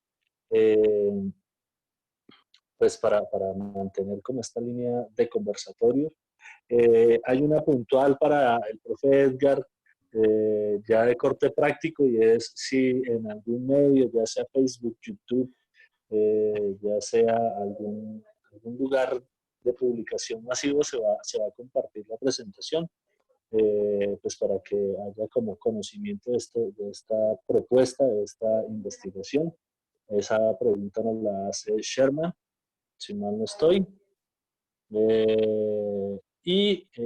Pues las otras preguntas que quedan allí con respecto a la educación, propondría también una reflexión que va ligada precisamente al conversatorio de hoy, es como pues sin la línea reflexiva todavía mantenemos esas prácticas de colorear a los niños con betún y empezar como a cambiar esas dinámicas, ¿no? Una práctica tan sencilla como esa que pareciera ser inofensiva, pero pues tiene una carga semántica que, como ya lo vimos, es fuerte, ¿no? Y pues de antemano agradecer a quienes hasta este momento nos han acompañado, agradecer por su paciencia y por su escucha. Pues le doy la palabra al profe Edgar Pinedo, que se habla, que me levanta la mano, así que tiene la palabra el profe Edgar. Gracias, José. Gracias, Luis. Eduardo, estaba aquí leyendo el chat. Voy a querer tocar algunas cositas muy puntualmente. Primero, las cosas técnicas. Pues bueno, a nosotros nos hubiera gustado que los 21.500 habitantes declarados o autodeterminados como afro hubieran estado en esta conferencia. Pero bueno, las limitaciones, el tiempo. Pero también nosotros estamos grabando esto y hoy aprovechando las posibilidades que nos dan, pues cuando solucionemos problemas técnicos, soy muy sincero, Nosotros hemos grabado unos conversatorios, pero no sabemos dónde quedan grabados. Entonces, cuando sepamos dónde quedan grabados, nosotros los vamos a hacer públicos, los vamos a publicar obviamente en las redes de la universidad y les daremos también copia a la Secretaría Social para que a bien parecer de ellos miren a ver cómo se puede solucionar estos procesos de comunicación. También aprovechar e invitarlos, y esto también va con una pregunta que hace creo que Tatiana Santos. Mañana tenemos otro evento, mañana tenemos un conversatorio sobre cátedra de estudios afro, y lo vamos a tener con la profesora o la educadora María Isabel Mena, creadora o parte del equipo que formuló toda la política de la cátedra de estudios afrocolombianos. Y lo que queremos ahí charlar es eso, ¿no? Cómo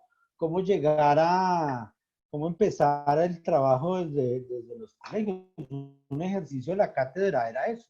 Cuando se inicia la cátedra era determinar que la educación era el paso por el cual podemos, y citando aquí a Nina Friedman, quitar la invisibilización a las culturas afro.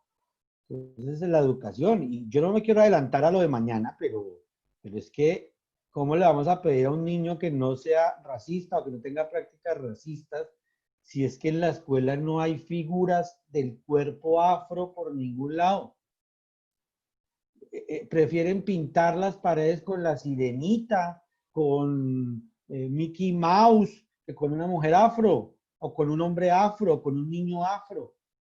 Entonces, si no hay esa presencia, van a hablar, hay otra expositora, que es la profesora Paula, que va a contar de algunas investigaciones que hacen en su programa de pedagogía infantil, cómo en los libros de texto hacia niños no hay presencia del cuerpo afro. Entonces, Tatiana, por ahí va la cosa. Tenemos que empezar a visibilizar, o sea, dejar de ser invisibles. No sé si tú haces parte de esa raíz africana, que haces parte de comunidad afro, y si no, pues ahora, ¿cómo invitamos? Hombre, tenemos un gran número de estudiantes afro en Unillanos, en Unimeta, en Unicosta, en SECAR, en Uniminuto, en la Universidad de Santo Tomás. Enfoquen sus proyectos de grado hacia la identidad racial, hacia la identidad étnica. Me gusta más étnica que racial. Y así vamos a poder generar esos procesos y que no se queden en luchas a veces de Quijotes contra molinos de viento, sino que puedan hacer esos ejercicios. Entonces, y lo otro es,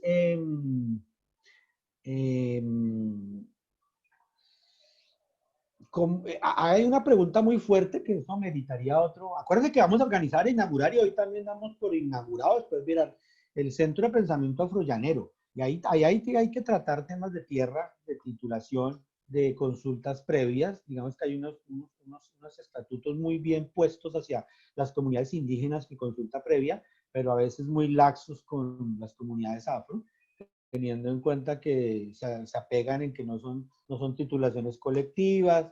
Entonces, a veces esos procesos de extractivismo terminan desplazando comunidades enteras afro y generándoles otros procesos más de ignominia y de desaparición de sus culturas. Entonces, yo creo que ahí, no me acuerdo quién fue la que hizo o el que hizo la pregunta. Bueno, aquí nos duraríamos otras 2 horas y aquí hay que invitar abogados, pero vuelve la invitación. Tenemos muchachos que están estudiando Derecho en las diferentes universidades de comunidades afro. Que va a ver que sus proyectos de investigación y de grado sean hacia eso.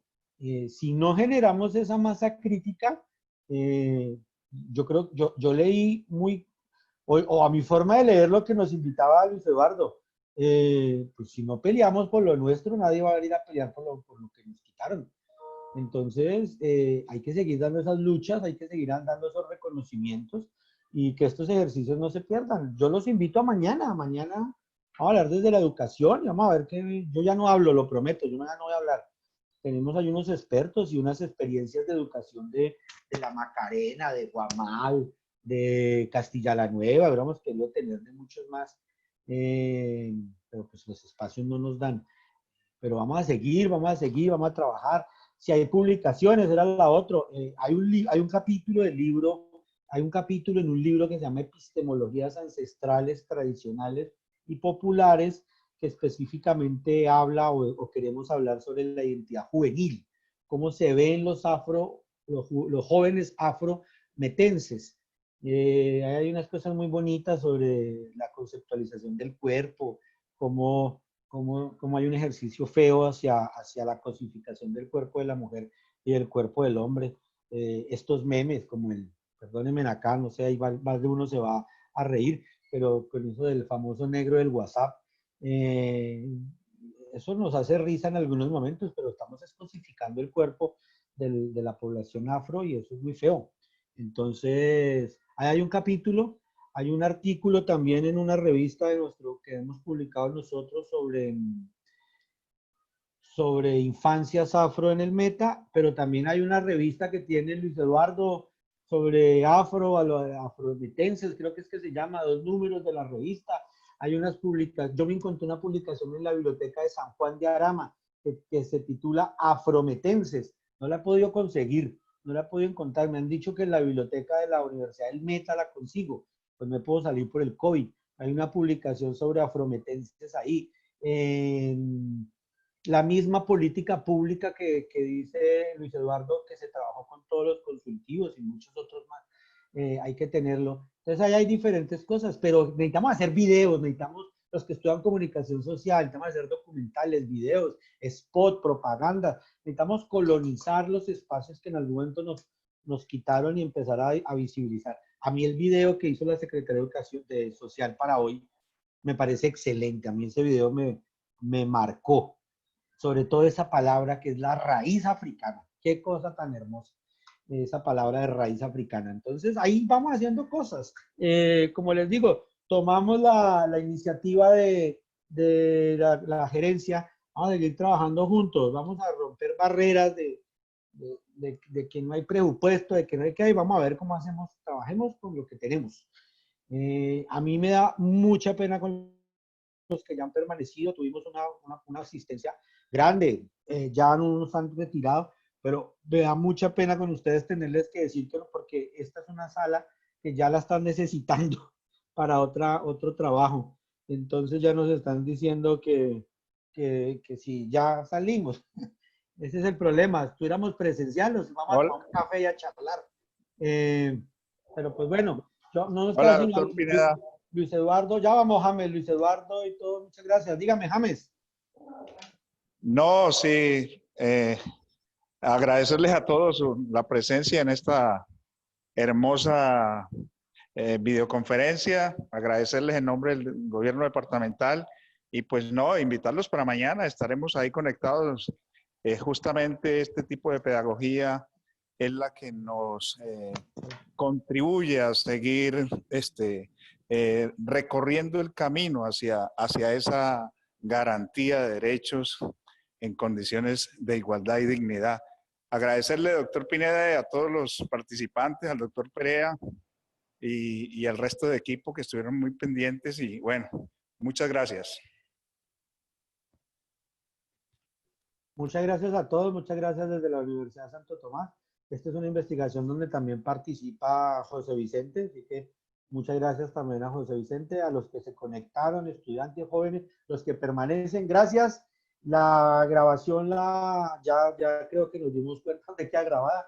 Entonces apenas la tengamos, la ponemos en las redes y ojalá se pueda rotar. Chévere, que nos podamos comunicar. Habíamos querido tener una muestra cultural, pero bueno, no nos da el tiempo.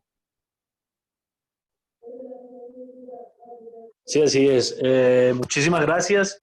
Damos por terminado este encuentro y estamos en contacto. Mañana nos estaremos viendo, ¿vale? Que tengan una muy feliz tarde, muy feliz noche. Hasta luego. Gracias, Sherman. Gracias, Sofía. Juan David Ardila, un abrazo. A Nicole, a Viviana Parra, a Yesel.